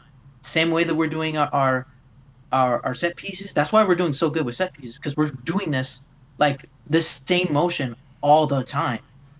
Except now it's everybody stands still and then just starts moving when the ball's in the air.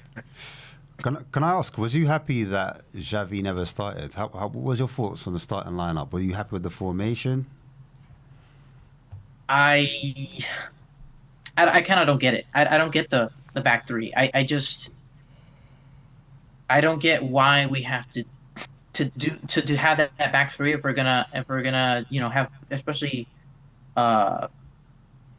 more focus on the midfield when we're set up to not work with the midfield.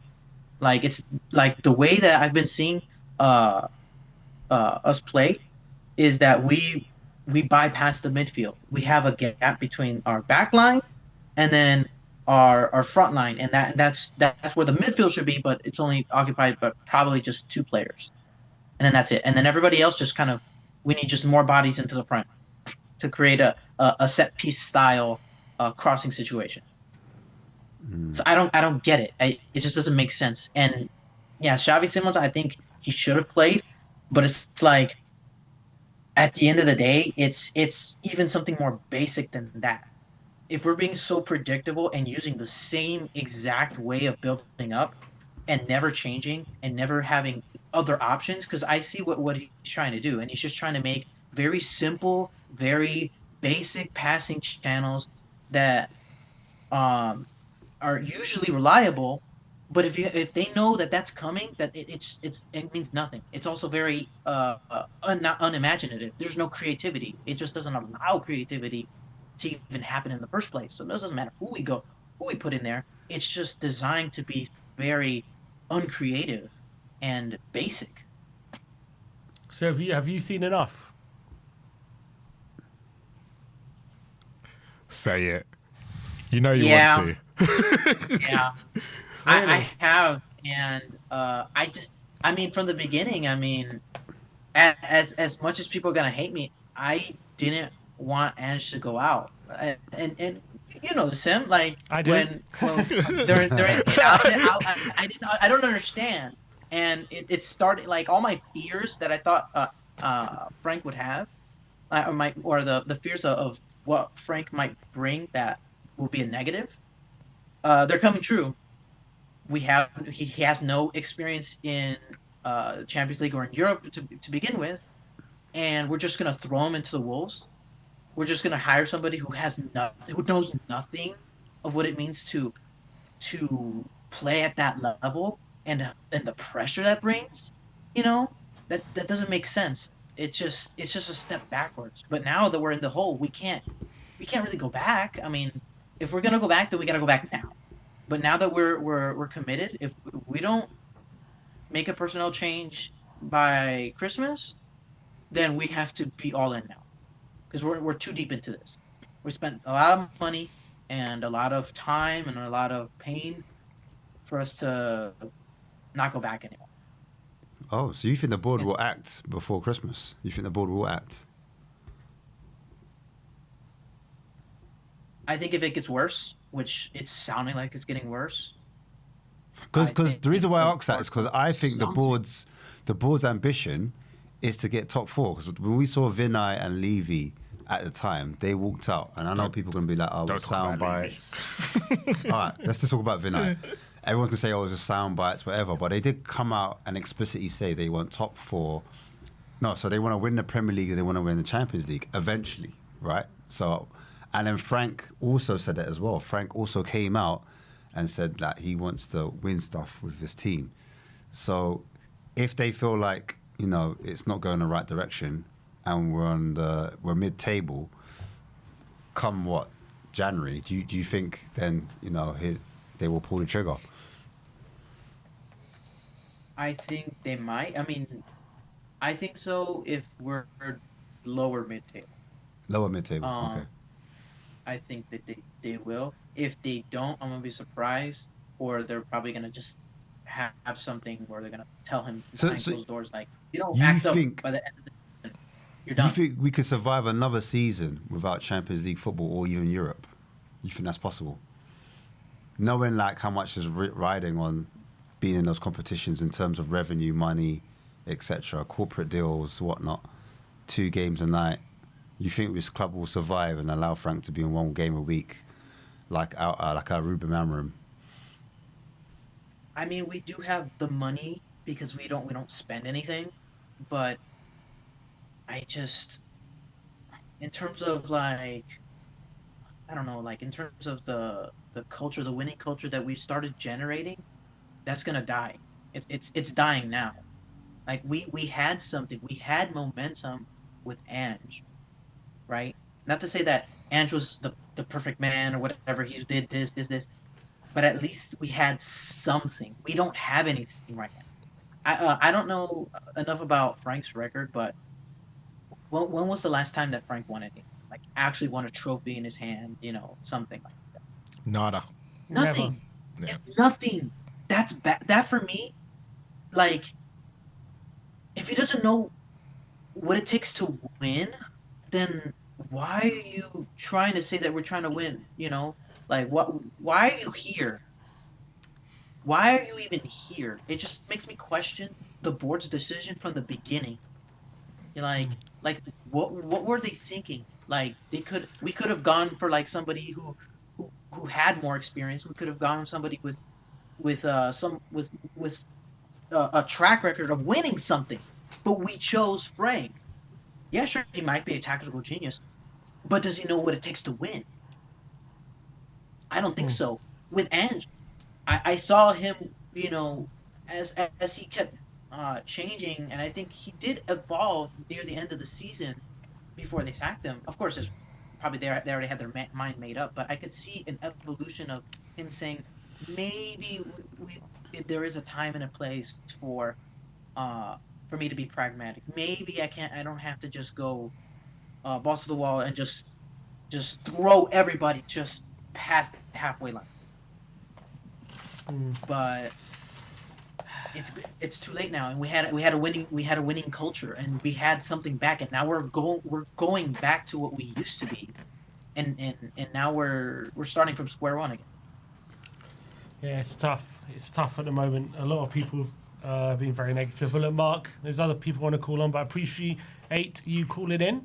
Thank you for giving up your time, and we'll speak to you soon. All right, thank you. Come on, you Spurs. Come on. Come on. Oh, God, difficult today, isn't it? Difficult. Horrible, isn't it, to lose to them? Horrible. Let's see what Daniel has to say. He is in the back end. How you doing, Daniel? Thanks for calling in. Hey, gentlemen. How are you guys doing? Been better, fair to say. It's not been a great day today as Spurs fans, but look, a lot of question marks about Frank today with a lot of callers. How do you see things with what you saw today in the manager? My first thing that that just goes through my head, like today when I was watching the game, was it's just the lack of identity. To be honest, I can't tell if the players are like, we don't like the style of football, or if it's just like we're still trying to figure out what it is that he wants to do, or if we just don't have like the right profile of players for what he's trying to do right now. Like, I don't know, but like when I look back at the PSG game at the start of the season with this guy, like what happened to that team? Like the pressing and like just that style of play. Like I don't understand what's happened like in this time. He said. So yeah, I don't know. He said what happened on the pitch was the kind of opposite of the intention going into it. So who takes the blame for that? If that's what Frank is saying.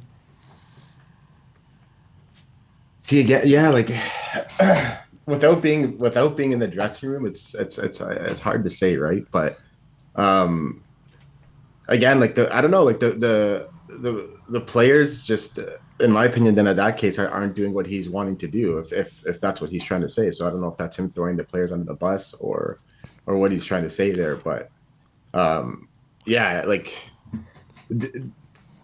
like you can see it in the game, like right, like one of the guys I was talking before mentioned it too. It's just like the way we're trying to get the ball up, like it's not like the amount of distance we have to make to get the ball up to somebody right now, because the midfield is non-existent. Yeah, I don't know what to say. Like I don't want to blame him. Like I think again, I think he's got players that are trying to understand his system, and he's still trying to figure it out as well. That's true, but why? What's leading to? I think, in terms of performance-wise, we've got 3 performances this season where we've created the least chances out of anyone in the league. So I understand you give some grace for an early in someone's journey, but no one in the Premier League is like in certain games are creating less chances than us. How is that? Even in that context, like what's leading to that? Is it just purely an understanding, or is it an approach issue?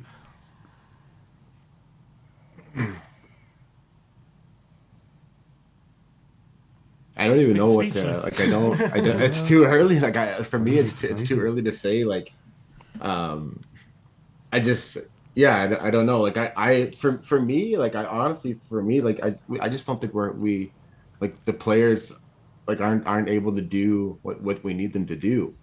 Some guys are good. Like there's a lot of players on our team that are good, and there's a lot of players like we all knew going into this season that we still had large gaps in our team, right? And it's still there. And it was the same thing under Ange, and it was the same thing under Conte, and it was the same thing under Mourinho, and every other coach that we've had in the last like I don't fucking know, like 12 or 15 years, whatever it's been now that I've been supporting the club. So just large gaps in the team, and again, like what another guy on here was saying earlier too, is just philosophy's changing every 2 years. Philosophy's changing, or every year and a half, of philosophy's changing, and you got players that fit one system, and then now they got to try to go to another system, and it just doesn't work. It doesn't work. So again, they need time. So whether it's an approach issue on Frank's side or players not getting it, like, it doesn't matter. Again, it's like I didn't have much expectation going into this game, to be honest. Like with all my buddies and like for fun, obviously, I'm 1-0, 2-0 Tottenham. Always Tottenham's gonna win. But in my mind, this is exactly what I thought the game was going to end up being. Like, look at the quality of the two teams. We're just not there yet. We're not there yet. Do you agree with Frank's choice of formation for this type of game? Do you think it was right to play go on? Yeah, no, I don't agree with it today. But I mean, I'm also biased. Like, I love front-footed, positive football, right? So, that's my thing. Do you reckon he set up to kind of first thought was defensive? How can we stop them? How can we, instead of focusing on what we need to do? Do you think that was his first thought, or? Yeah, it could be, because the thing with Frank is he's a bit more of a tactician, right? So I think parts of it is like he almost wants to play more in a balanced way at the start of the game to kind of to feel the team out. Like, okay, how are they gonna, like, what are they doing? How are they gonna attack us? Like, and what changes or tweaks can we try to make to maybe counteract this, like, reactively, right? So, like, again, that's a tactician. Where if you have a guy like an Ange or a Pep or whatever, it's like free flow. Play, play, attack. We got a philosophy, just like play that game, right? So, yeah, like,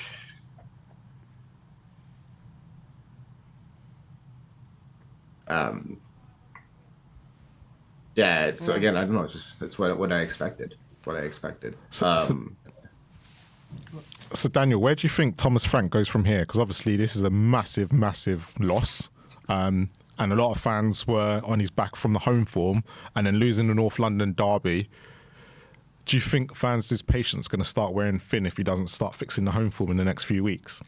Yeah, 100%. I think, like, but that's our fan base. Our fan base's patience is like, it's shorter than my hairline at this point. Like I don't know what else to say about, like, so yeah, people are gonna start going, like, wanting him out. Like, that's. But what about you? Like, where do you sit on it all? Honest to God, I'm going to say the same thing that I was saying with Ange, and just for the record, I never wanted Ange out. I really liked him as a coach, and I thought there was a big potential in him. But I'm going to say the same thing for Frank. I don't think ever since I've started watching this team, train for this team, I've ever really not liked the coach other than maybe Tim Sherwood. So I've never really been any coach out, to be honest.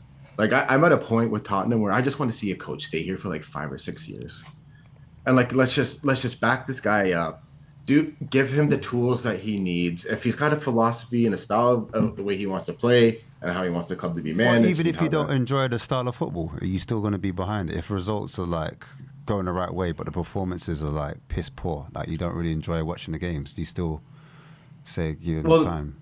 I don't, but the thing is I don't believe that in like say another 2 years maybe. So this season, I always expected we were kind of going to be mid-table, like, and again, like, whatever that, anything's an improvement from where we finished off last year. But in like, let's say if he's here, if the stars align and the world's perfect, and everything that this club backs him, brings in players, quality players, people that fit his system. We change our scouting system. Everything is focused around what this guy wants to do. I don't think in 3 years we're playing shitty, boring to watch football. I don't. And I think it would have been the same thing with Ange. I think if we stuck with him, I don't think we would have just been getting cut open all the time like we were last year, if he had another year or two. So again, like, I'm just at a point with this club where I just want to, like, we're bringing in good managers. We are, like, Frank and Ange are kind of a little bit of like are questionable, because Ange was kind of like, no one really knew about him that much until we found out where he's coming, and then we do our research. We're like, oh, okay, yeah, he's all right, cool. There's like a documentary about this guy. That's kind of interesting, or whatever, right? But anyways, he's a good coach. Conte was a good coach. Mourinho was a good coach. Nuno was a good coach. Frank is a good coach. Just give them time. Just give them time. Like look at Klopp. Like look at Klopp achieved at Liverpool. How long was he there for? How long was Fergie at Manchester United for? How long has Pep been at? But even like Klopp, you saw that style of play straight away, didn't you? It was just resources. But that's I think that's the thing people are struggling with Frank at the moment, is that we don't really see what the plan is. Do you think it's indecisive? Yeah, do you think it's a lack of? No, go on, Daniel. But to that point, again, go back to that PSG game. Like we played so well in that. Yes, PSG. That's true, but you can't play like that 90% of the time. Why not? Because the Tottenham fans aren't going to accept that. Because also, teams aren't. We're not going to be playing PSG and having to sit back all the time and only rely on set pieces. Against PSG was great. We scored 2 goals from corners. I know we sat back, but that was like we attacked well in that game. We pressed well in that game. Like that was. But how did we score that was goals? a great. How did we score goals? Through counterattacks. No, it wasn't. It was 2 free kicks that were sorry for 2 You know what I mean? Yeah, you can't rely on that. You can't rely on that. Okay. I get what you're saying. Yeah, so like with the set piece thing, which is the new meta. I'm not saying we didn't play well. We did, but like when you play Wolves at home, right? You can't play like you do against PSG. Because these teams are going to give us the ball. And that's the problem. When we got the ball, it's a problem. But if we play like today, I know today is probably a different example, but if we've got the ball and we're going to be playing teams like Burnley, Wolves, Fulham, we can't play that way against like we did against PSG because PSG wanted the ball. The problem is, Dan, I tell you what the problem is, what fans are struggling with, is first of all, we play these teams like Wolves, when we play teams that we didn't have possession, we look clueless, absolutely clueless. That's to put one side. You were right, against PSG, Man City, we played really well at the beginning of the season. And it was like, okay, he's got this style of playing, counter-attacking, and if we could, if that's a style he wants to implement, if he does it well, I don't think many people care. The problem that we're getting recently is we've recently played Chelsea and Arsenal in recent games, and we've looked awful playing that way now. So all of a sudden it's like, okay, so what are we actually good at? What is he actually trying to implement? If we're no good on the ball, okay, let's be this super intense counter-attacking team. But recently we haven't been able to do that to any sort of standard as well. So then now people are starting to question, okay, so what is his approach that he's good at? That's the problem. And that's kind of ties back into what I said at the start here was that there's like a lack of identity, right? And I think that's really what his biggest issue right now is like, what are you like, and that's what, like we said, that's what the fans are asking. It's like, what are you trying to do here? And what is going wrong? Is it what you're trying to do, or is it your players not doing what you're trying to do, or like, do they not understand it? Are you not communicating this to them, or is it just like this doesn't work, so you need to change something? But again, for me, like I think in a system like this, like I think if he, and again, I like, this isn't the style of football I love. No, it's not. Like, again, like I said, I like attacking football, but I don't mind counter attacking either. I like, we had some exciting times under guys like Mourinho and Conte and stuff. But if we got like a number 6 now in Paulinho, who's really good at breaking up the play, and he'll press and like his passing's okay, like not like a Pogba kind of like deep line playmaker passing, but he can do what he needs to do. But then in our like number 8 position, like we don't have, like if you put in like a proper number 8 in there, or I mean, it'd be nice if we had Kulu or Madison back, but like someone that can at least drop in deep to try to help get the ball forward, and then not always rely on having to, like Richie's not a striker that he doesn't thrive with a player at his back. Like he's good at drawing fouls, but like Richie, like when I think back and I think about like Richie's like spells in the past when I've watched him play for Brazil and Tottenham, and when he does well, it's like when he's got a bit of space where he can run into the ball, because he's just like.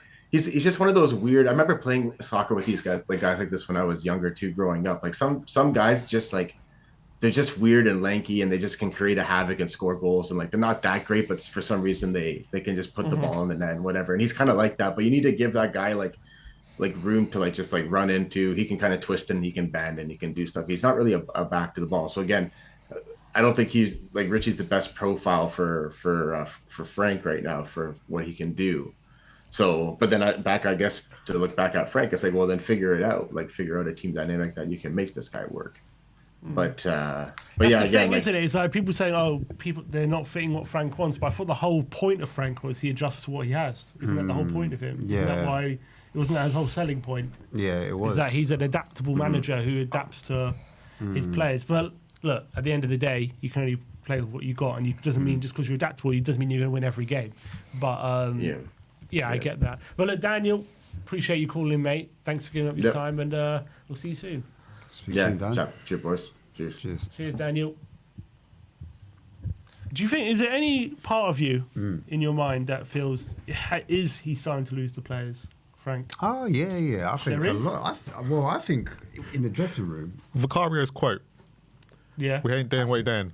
Chelsea, same thing. The other games, they're saying the same thing. It's not what we're set out to do. And as what's his name said, 6-yard box, they went out in that second half and Paulini just went, fuck it, I'm going to do what I'm going to have to do because whatever was happening on the pitch wasn't working. That's...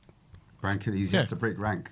Yeah, he had to break rank. And for me, half time, and this is what I don't get, he must have thought they were playing okay for him to make one sub. They must have been doing what he set out to Well, do. change the whole formation. Yeah, but he must have thought the rest of them were doing okay because that should have been more than one sub. That should have been more than one sub at half time. There's no way other managers looked at that 2-0 in the first half and gone, I'm making one change. Also, though, I think he's a type of manager that wants to be fair and sometimes give players. Nah. Yeah, I know what you're saying. Yeah, he can't be fair. That's what I'm saying. Does he That's have? what I'm saying. That's what I'm saying. This is what I was saying to Ben, the other day. Like when that whole thing against Chelsea happened, and Spence and Van der Ven walked past him. And stuff. This I'm not is it. saying. I'm not saying it would have been right for him Speak to do on it. this. I'm not saying it Speak would have been on right, it. but I'm saying would it if it was Conte and Mourinho, right? Could never happen. Would they have just allowed that to happen? No, out there no. publicly? Could never happen. I'm not saying you should have had it out publicly, right? I'm just saying. But you would have seen stronger something the next mentality- game. Or even would they have allowed them to just walk past them like that, or would they have done something? But that was the first sign of everything was cracking anyway. Yeah. And the You're fact right. is, it's not improved since that game. All right, let's see. Let's see if we can find out what the bigger picture is with Danny Kiriakou. Good to see you, Danny. Thanks for calling in. Sad times. Danny, it's been a horrible day, horrible defeat. A lot of people throwing out question marks on the manager, a lot of criticism for the players. We just throw out the question: was there any signs of the players not playing for the manager? What do you think? It's a hard one to. I mean, I think there's definitely signs of it. The manager's saying that they're not playing or they're not doing what they've set out to do is quite a damning thing, really. Already, when he's only like a couple of months into his tenure. So, but let's be honest. About 3/4 of that squad, if not more, needs to all be sold. Every single. There's so many of them in that squad that need to be sold, and I know it's not an excuse, but people still seem to forget that this core team that played today, bar 2 players, finished 17th in the league. That's right? what Frank said. Right. So, and if you listen to Les Ferdinand, Well, I would argue they finished 17th because they weren't available, not because it was them. No. Let's be honest. It was the whole squad.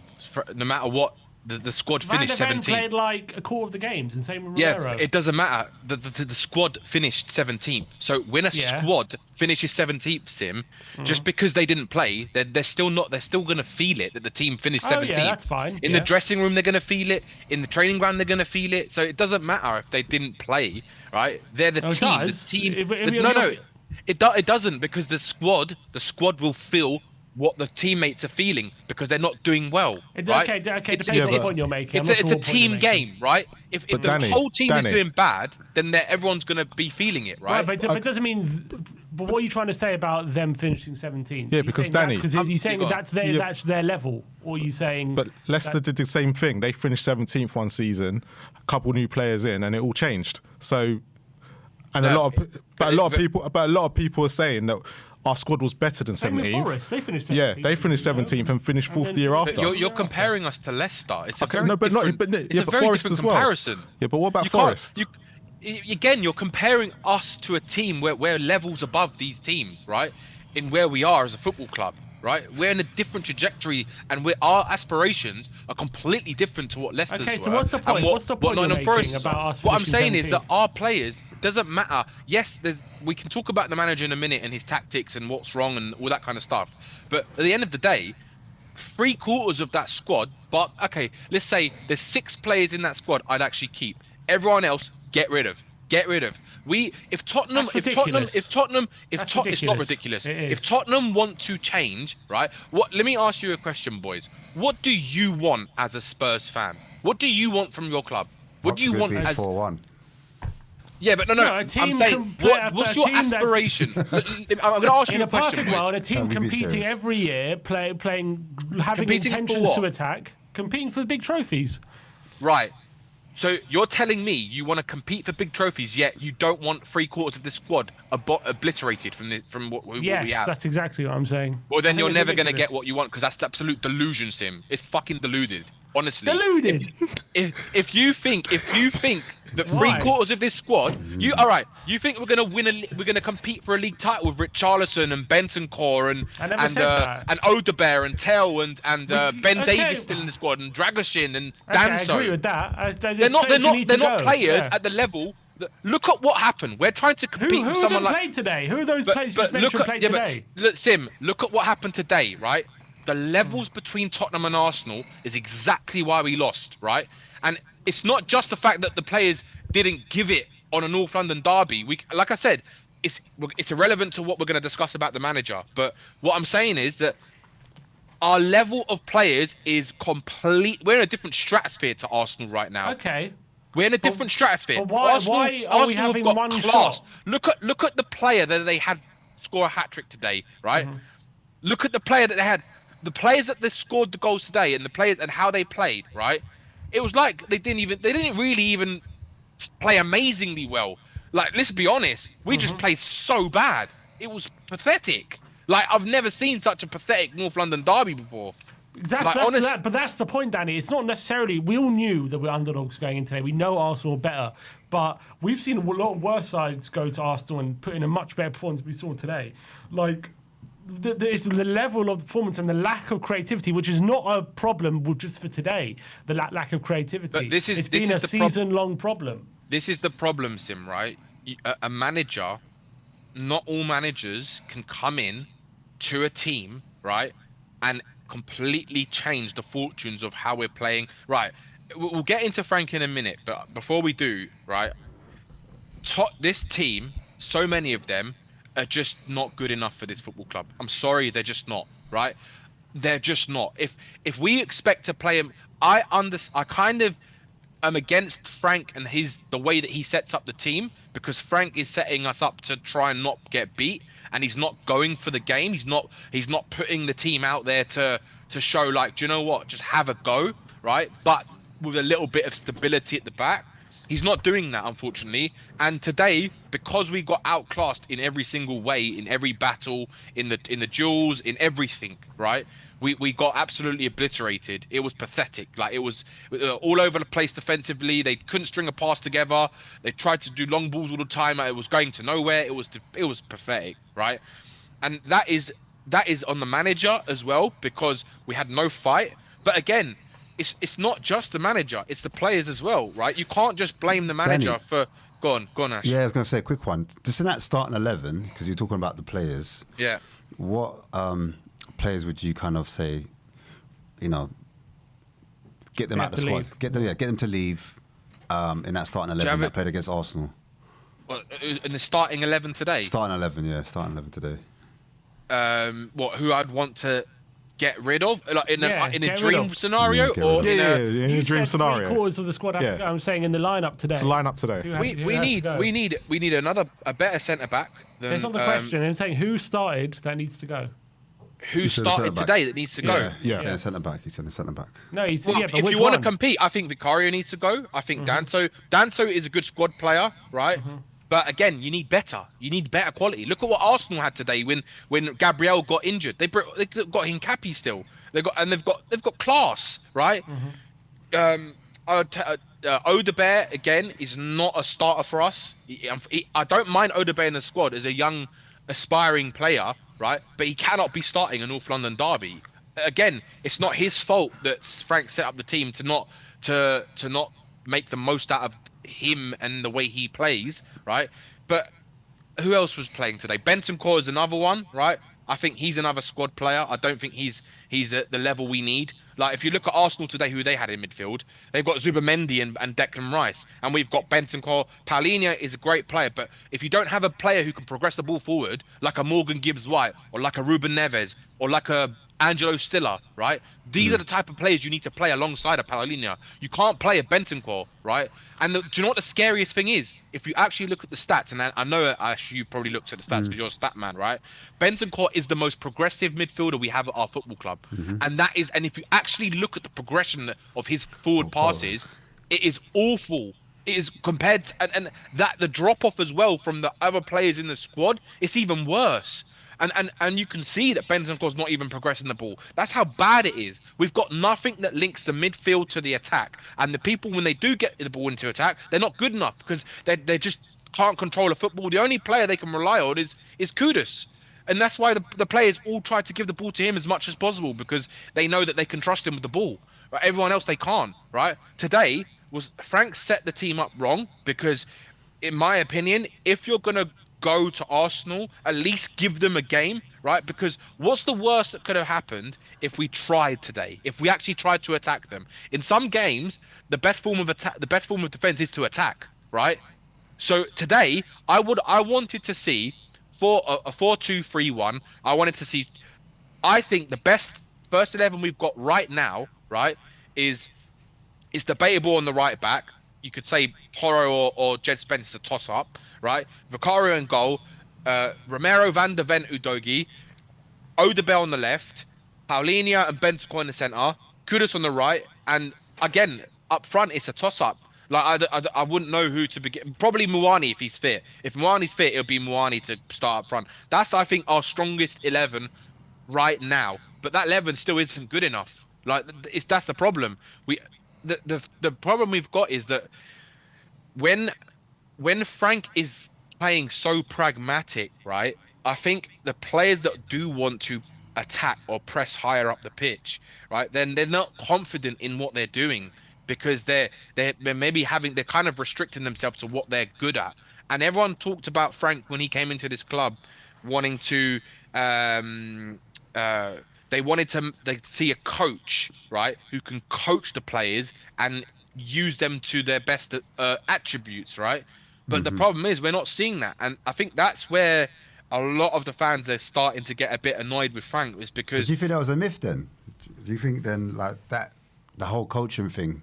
Because I remember that was a big thing in the fan base. Look, oh, he's. I, if I'm honest, right, I never wanted Frank as the manager. I wanted Glasner as the manager. I think I see so much more in style of play, setup, the way Glasner is, right? But with Frank, what I see is he's someone who can coach players, right?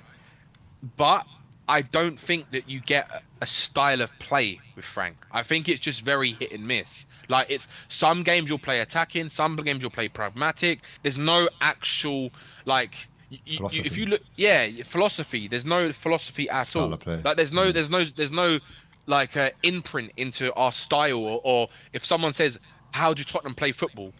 None of you could answer that question because you don't really know, right? Because so direct. yeah, Danny, it's Danny. Frank ball. Danny, quick question on that. So you said you want half the team out, okay? Yeah. But if we were to replace those players, are you saying then that actually under Thomas Frank it won't actually change much because he doesn't really have a style of play? I think personally that Frank will, let's just call it, let the shackles off a little bit, right, and a little bit more than what he's doing right now, because I feel that yes, as a fan, you want to see your team you want to see your team at least try, right? You want to see at least give it something, right? We didn't see that today, but I feel that Frank is being too overly cautious with his setup, right? I think he's been too overly pragmatic. Like he's setting up so badly so that we try and nullify. I think Ash said it earlier on. Like the first thought is not to lose, right? But the problem is, if you go into every single game like that, the players eventually are going to get bored of playing like that, and that is going to cause disruption in the dressing room, maybe issues with the players taking on things themselves in games, like we've seen a little bit already. And I think that's the problem, because you need a bit of balance. And Frank has this talk about he wants to be balanced, but at the moment we haven't seen it. And whether or not that's an instruction from the manager, whether the player's not listening to the manager, but let's be real, right? How many times have we seen this with different managers, different players? We all hear the murmurs and rumors and all these things that the players aren't happy about the manager's philosophy, or the players aren't listening, the manager's not listening, the manager's not doing what the players want. We've heard it all before with all the managers in the past, right? There's so many of them. So for me, it's like, I think if Frank gets more players that he wants, like if we had another few windows of the caliber of players that we brought in the summer, right? Still wasn't enough, but like you go and bring in a couple of Kudus level players, like you get a much better striker, you get a much better left winger, you go and get two progressive ball playing midfielders, right? You go and get another left-footed left wing back, right? Then, and a better keeper, a much better keeper than Vicario, right? Someone who's a bit more over-rounded, right? Then you could say, okay, let's see what he can do. But it's so early to judge, right? Because we can't see the future. We don't know how he's going to set up if he has better players at his disposal, right? But where fans are questioning it is because we're not seeing any kind of style of play, any kind of patterns of play, any kind of symmetry with the way that they want to sort of play attacking football. It's like you're just seeing it more defensive. The best football we've seen is when Tottenham have played counter-attacking football, and that I could argue and say that was probably similar under Ange Postecoglou as well. Some of the best games we had were when we were playing counter-attacking football, right? So look, I think he can do better with what he's got if he takes the shackles off a little bit. But then I think in his mind, he's probably thinking, well, we're more susceptible to conceding goals. But then again, is it going to be a lot worse than what we're seeing right now? And that's where he needs to decide whether he wants to try be a bit more forward thinking, right? And again, the players as well, it's a massive problem. I think the players are not confident, and I just don't think they're good enough. They're not. If you actually look at the stats, right? Here's a stat for you, Ash. You know, Tottenham are the team that lose when a ball is being played into possession for us, TDDA. right? We lose control more than any other team in the Premier League this season. Controls, yeah, top. We lose. I was going to ask you a question, right? So can I just say, before you do, right? What does that tell you? That tells us that our players cannot control a football, right? Now, whether that's because they're not good enough, right, or whether that's because the manager's doing things. Personally, I think it's both. I don't think our players are nowhere near the levels we need to be. I look at some of the teams above us right now, and I take so many of their players, right, who can control a football than what we've got right now, and who can progress a ball forward. So, but would they control it in a Frank system, though? Because if you took half of our players and put them in, say, other teams, I bet they'd play a lot better. Who? Brennan Johnson and players like that? Well, I'm not including Brendan Johnson because he hasn't played. I'm including people like probably Bentancur, probably Polina, Romero, Van de Ven, Vicario. So let me ask you this question, right? What team does Bentancur get in the teams that we're supposed to be competing with? Newcastle, Man United, It depends Arsenal, who we're competing Chelsea, with. Man City, Liverpool, right? That's nearly half the Premier League, nearly. But which teams of those does Bentancur get in? None of them. Why? Because they've all got better midfielders than us. Even Aston Villa have got better midfielders than us. Let's talk on Frank, innit? Let's not talk about players. Well, all right, let me ask you. Who would you have, Tielemans or Bentancur? Yeah, that's an obvious question. But what I want to ask... That's what I'm saying. What I want to ask on the manager is, seeing that result, 4-1, unacceptable, of course. Does he look at that result and think, I need to be more defensive because we let him 4 goals? Or does he think, I need to be a little bit more front-footed because we didn't score enough? Knowing how Frank is. I think in my opinion, I think he's looking at it and thinking he doesn't trust a lot of the team that he's got, in my opinion. That's so how what do you I think feel. he does then? Do you think he does more attacking or more defensive? No, I think he does more defensive work. I think he knows, right, that our best with our strongest area in our team is our defense, our back line, which is why I think he's playing the way he is, right? I think he can be a lot more attacking, but I just don't think he trusts the players to do that kind of So football therefore, right this minute. if you see him play more pragmatically, especially at home as well, Danny, do you not think he'll be under a lot more pressure? Of course he will. But let's be honest. Look what happened last year when we tried to play attacking front foot football. We got battered every week. We lost 22 games, right? With the same core members of the squad. There's not that much different from what we've got now, right, than what we had last season. I could argue and say that right this minute, right, last season's team could even be a little bit better in terms of our attacking outlet because we had Kulu and Maddison for more parts of the season, right? Who are, if you look at it, Kulu, Maddison, and Son, that's over 60 GA we're missing from our team right now, right? 60. Over 60. That's a lot. Yeah, Who in our team right now? Who in our team? What's that? Well, Kulu missed the second half of the season, and Madders missed. No, he most didn't miss the second half. He got injured right near the end of the season. No, he got injured. he He got got injured around January time. Yeah, but how many Injured. goals and assists did he contribute to, guys? It was a lot. Yeah, but Madders then missed the first half as well. You're talking about a player who got injured, but he still contributes far more than what Kudus has, far more than what Odebear has, far more than what Richarlison has in goals and assists. Solanke and Kulu sounds like they're kind of nearer. I know people say, oh, but it'll probably be 2 months. But let's assume that. Yeah, but Danny, we have contributed to 3 of the 8 worst attacking performances in the Premier League this season, the whole Premier League. Because our attack is dog shit. So it's worse than Burnley's attack. It's worse than all of them. I think so. Yeah, I actually do. Come on, you're nuts. I actually think Richarlison's crap. He's rubbish. He's on 5 Premier League goals this season. He's still rubbish, Sim. Okay, who's but he he's on scored 5 against? Premier League Burnley. goals today. Burnley and one goal today.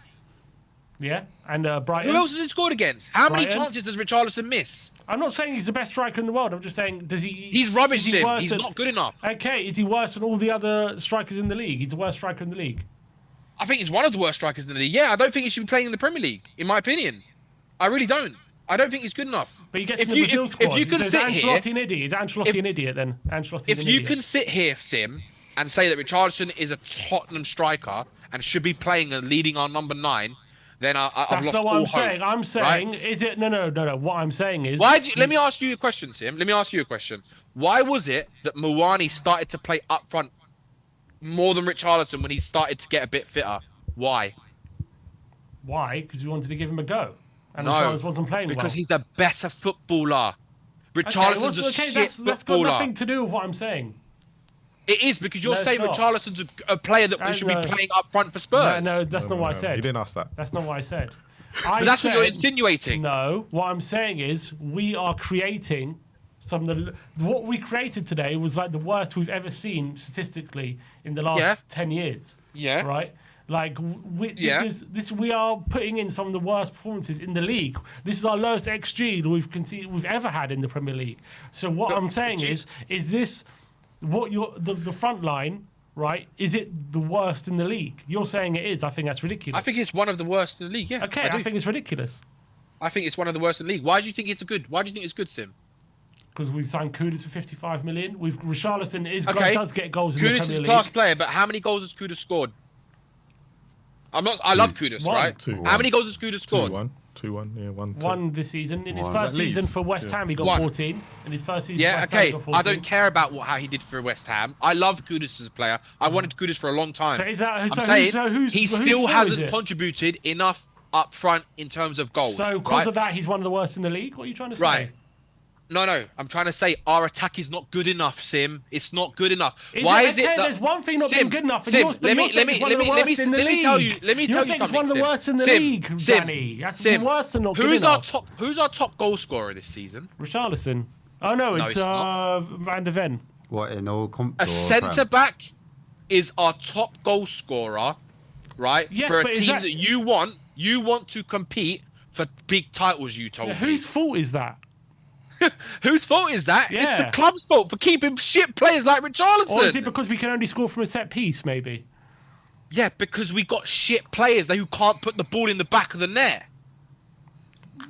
can't they? We don't have players that can put the ball in the back of the net. I'm sorry, we don't.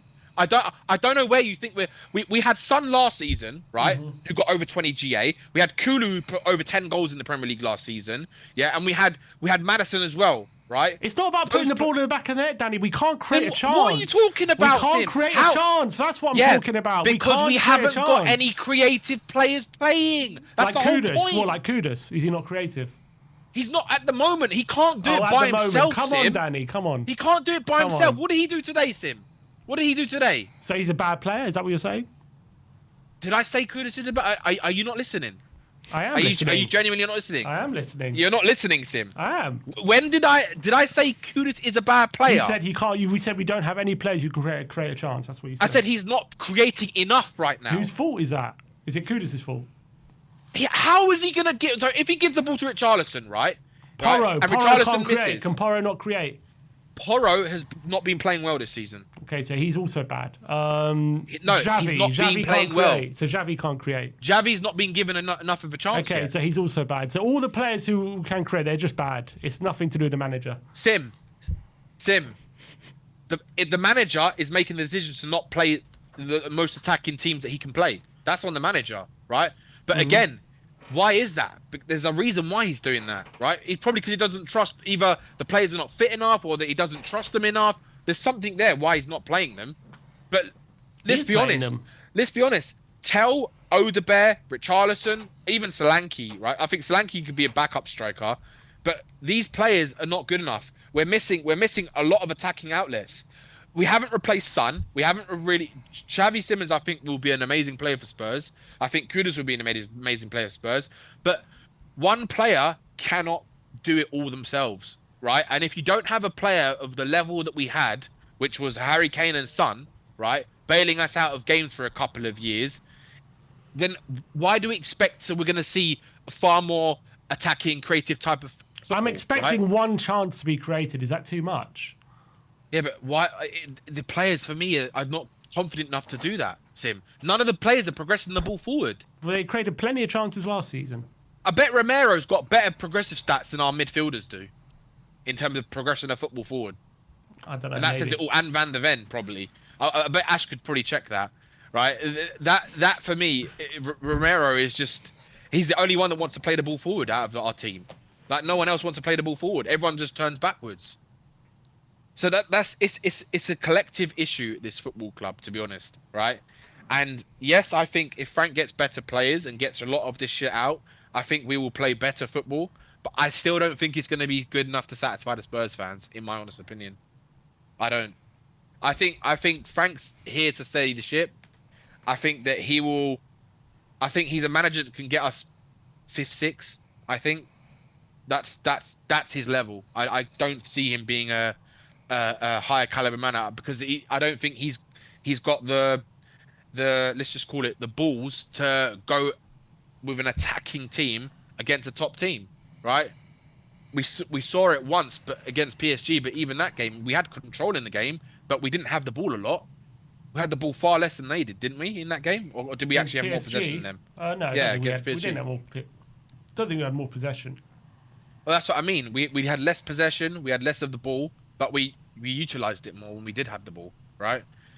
And for me, it's just Danny, we're 19th for shots taken. Yeah, it's terrible. 19th. But also, and you're saying that's just because the players are 19th quality. I think a lot of these players are crap, right? I do. I honestly think they're worse than Wolves, West Ham, Brentford, Leeds. I take Jared Bowen. You take Calvert-Lewin. You take Calvert-Lewin. No, Calvert-Lewin I would not take. Not touch him with barge pole. I think he's the same level as Richarlison, in my honest opinion. I think they're about the same level. Fulham, like all the times we're not. You think 19th in shots taken is a fair representation of the squad?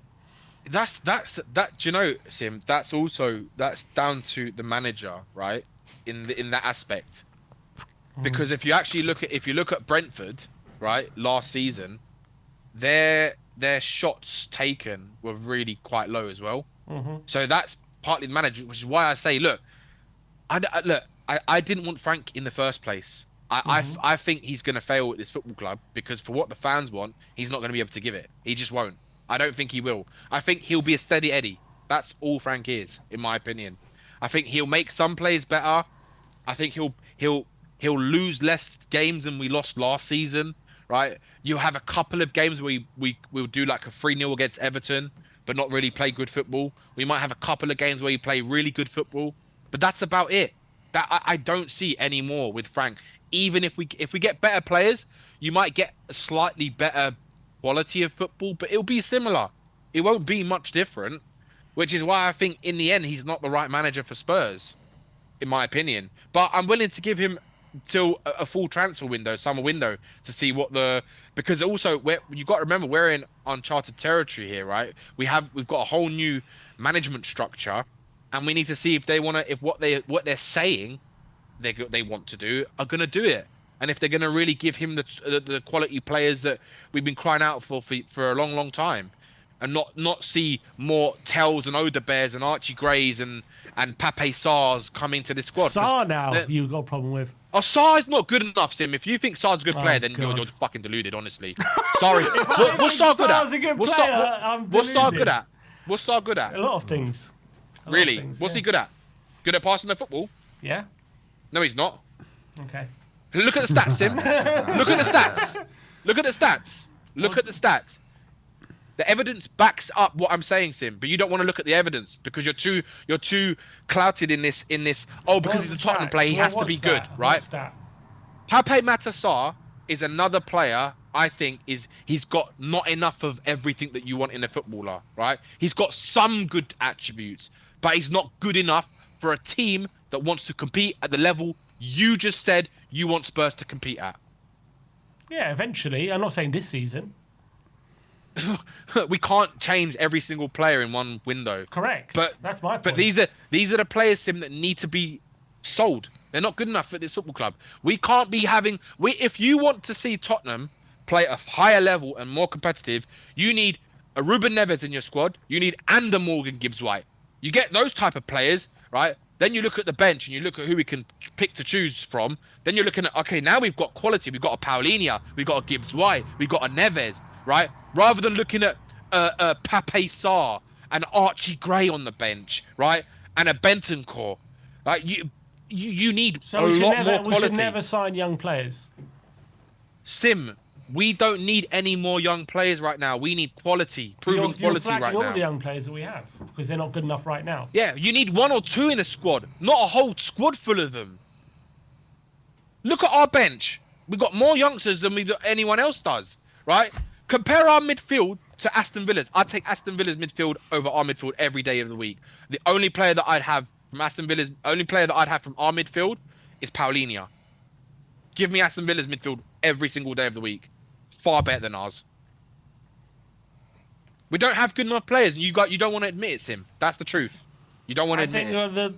Look, I think our squad is good enough to work with.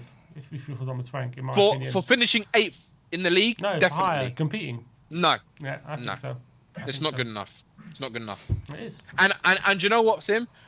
Every single Spurs fan I spoke to, right, said if we finish 7th, that's a really good season, right? And a Didn't cup speak run. To me. Where would you expect Thomas Frank to finish, Sim, when we finished Top 17th 6. Top 6. Top 6. You think he's that's good why enough should to... Be, yeah. Should be in competing So are you saying then, for, yeah. if he finishes 8th this season, he's a goner. What do you think? He should be sacked? Depends on the context, but I'm not going to say it's a good season. But we finished 17th last year. I don't care. See, again, you're ignoring the facts. Oh, so what? You're ignoring a fact as well. What's the fact I'm ignoring? We won Europa League. Yeah, because Ange scrapped his philosophy to play defensive football. So now there's context, but the 17th, no context. Europa League, there's all the context. But 17th, there's no context. In the last 3 games, of the Europa League, in the last 3 games of Europa League, Frank, last 4 games, Ange completely scrapped his philosophy and style and went ultra defensive, counter-attacking football, right? And we won ultra because of defensive. that philosophy, right? But that style of football is not it cannot last, because over a season in the Premier League, if Ange was playing that style of football, we would be even worse than what we did last season. right?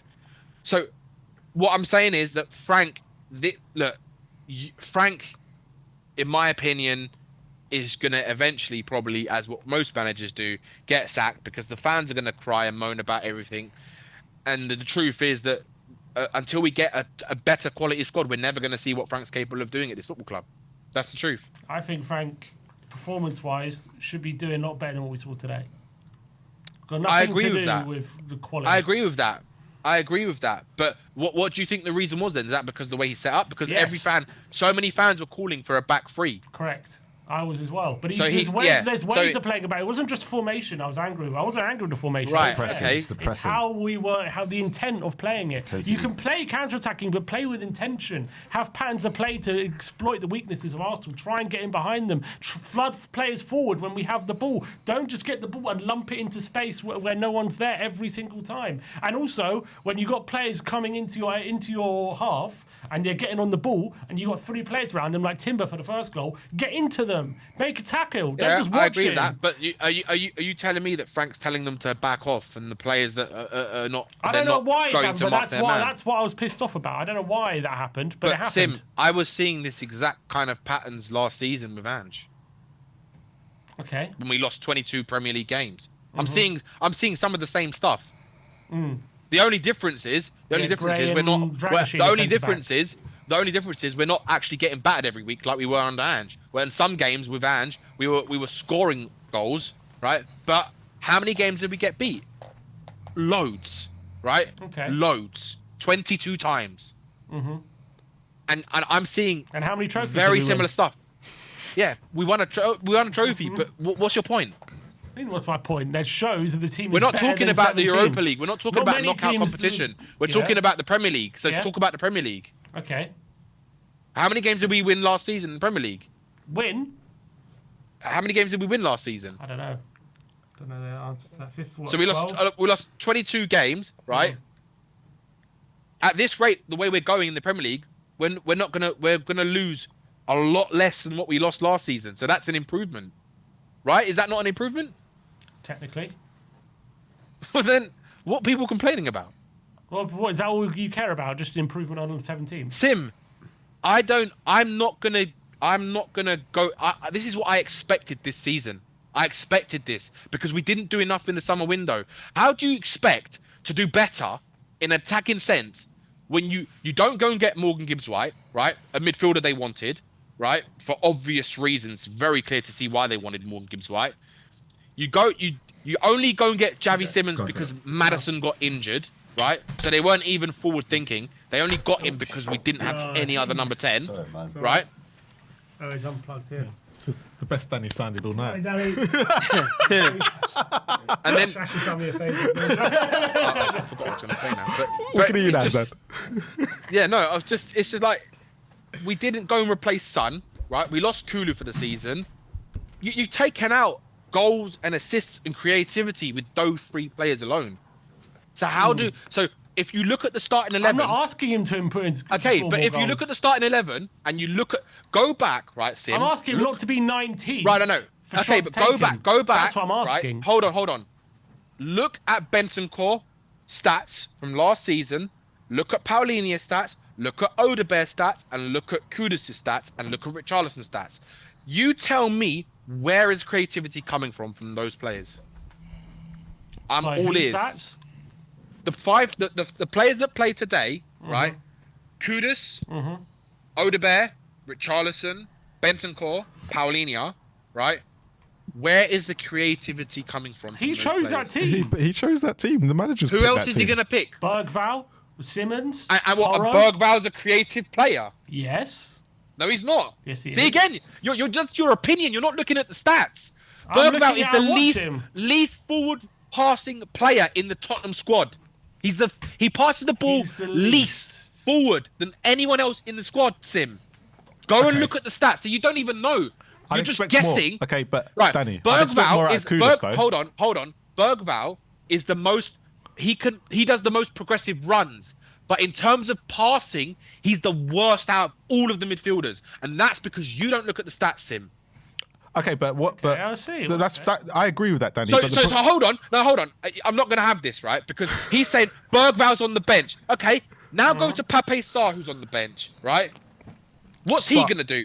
Have you looked at his progressive forward passes, and you're going to tell me that Pape Sarr is more great than Danny, you're getting worked up. They don't progress the ball No, because forward. you're lying, Sim. No, You're I'm just not stating lying. an opinion, No, not facts. No, I'm not lying. Be factual. I'm Be being factual. The reason why... No, you're not. Yes. You're not listening to what I'm saying. You're not listening to what I'm saying. The reason why they don't progress... No. Yeah, it's an opinion, yeah. The reason why he doesn't progress the ball forward is because that's how Frank sets up the midfielders to play out wide, not to play forward. It's absolutely right. I'm gonna absolutely destroy your argument now. Go back and look at those players' stats, the same players' stats on the previous managers in the last 3 years, and you tell me that they're not. You're gonna say to me they're more creative. Danny, per 90, Bergval is second to a doggy for our midfielders. For what? Progressive passes. No, he's not. I'm looking at it right now. Where are you looking at? What stats are you looking at? FBref progressive passes. Bergval is second to Simmons for midfielders. This season. That's completely wrong. That's completely wrong. That's not right. Who's not looked at the data now? I don't know what. How many games is that? Show the stat on the screen then, Sim. I'll bring it up if you want. Yeah, go for it. Can I ask a question though, Daddy? Okay, but you said about the players that are not, but do I still not expect better from Kudus, Porro, and Romero because they're progressive passers, and I'm not seeing that at the moment either. Yeah, but again, it goes back to the point I was saying earlier on. We have no one in midfield who links the forwards, and the forwards are not good enough as a collective. Yes, we do. Right? We do. You cannot expect Kudus to be a one-man band and drive our team forward. He's not Gareth Bale.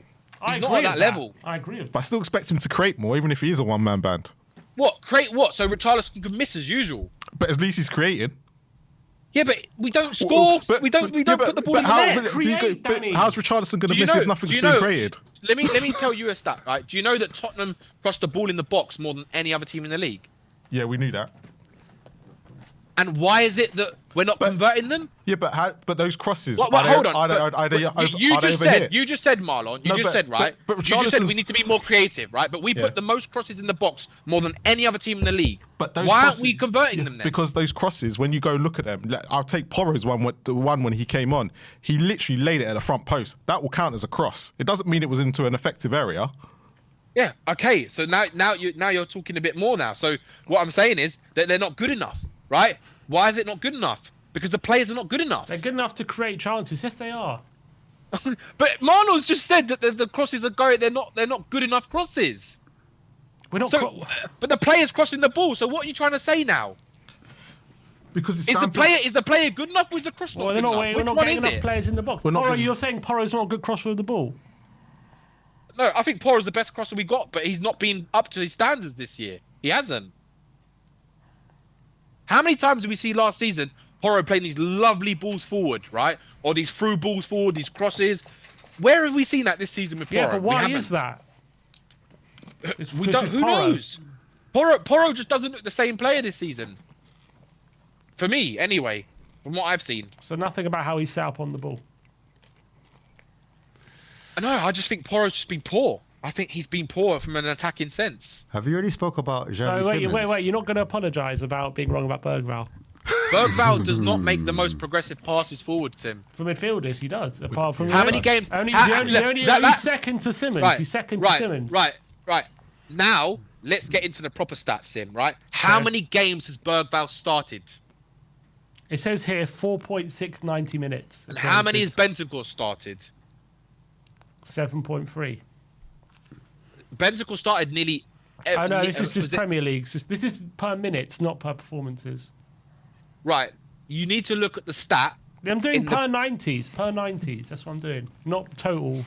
Yeah, but it's context him when Bergval, how many games did he start? He started 1 game this season, 2 games this season in the Premier League.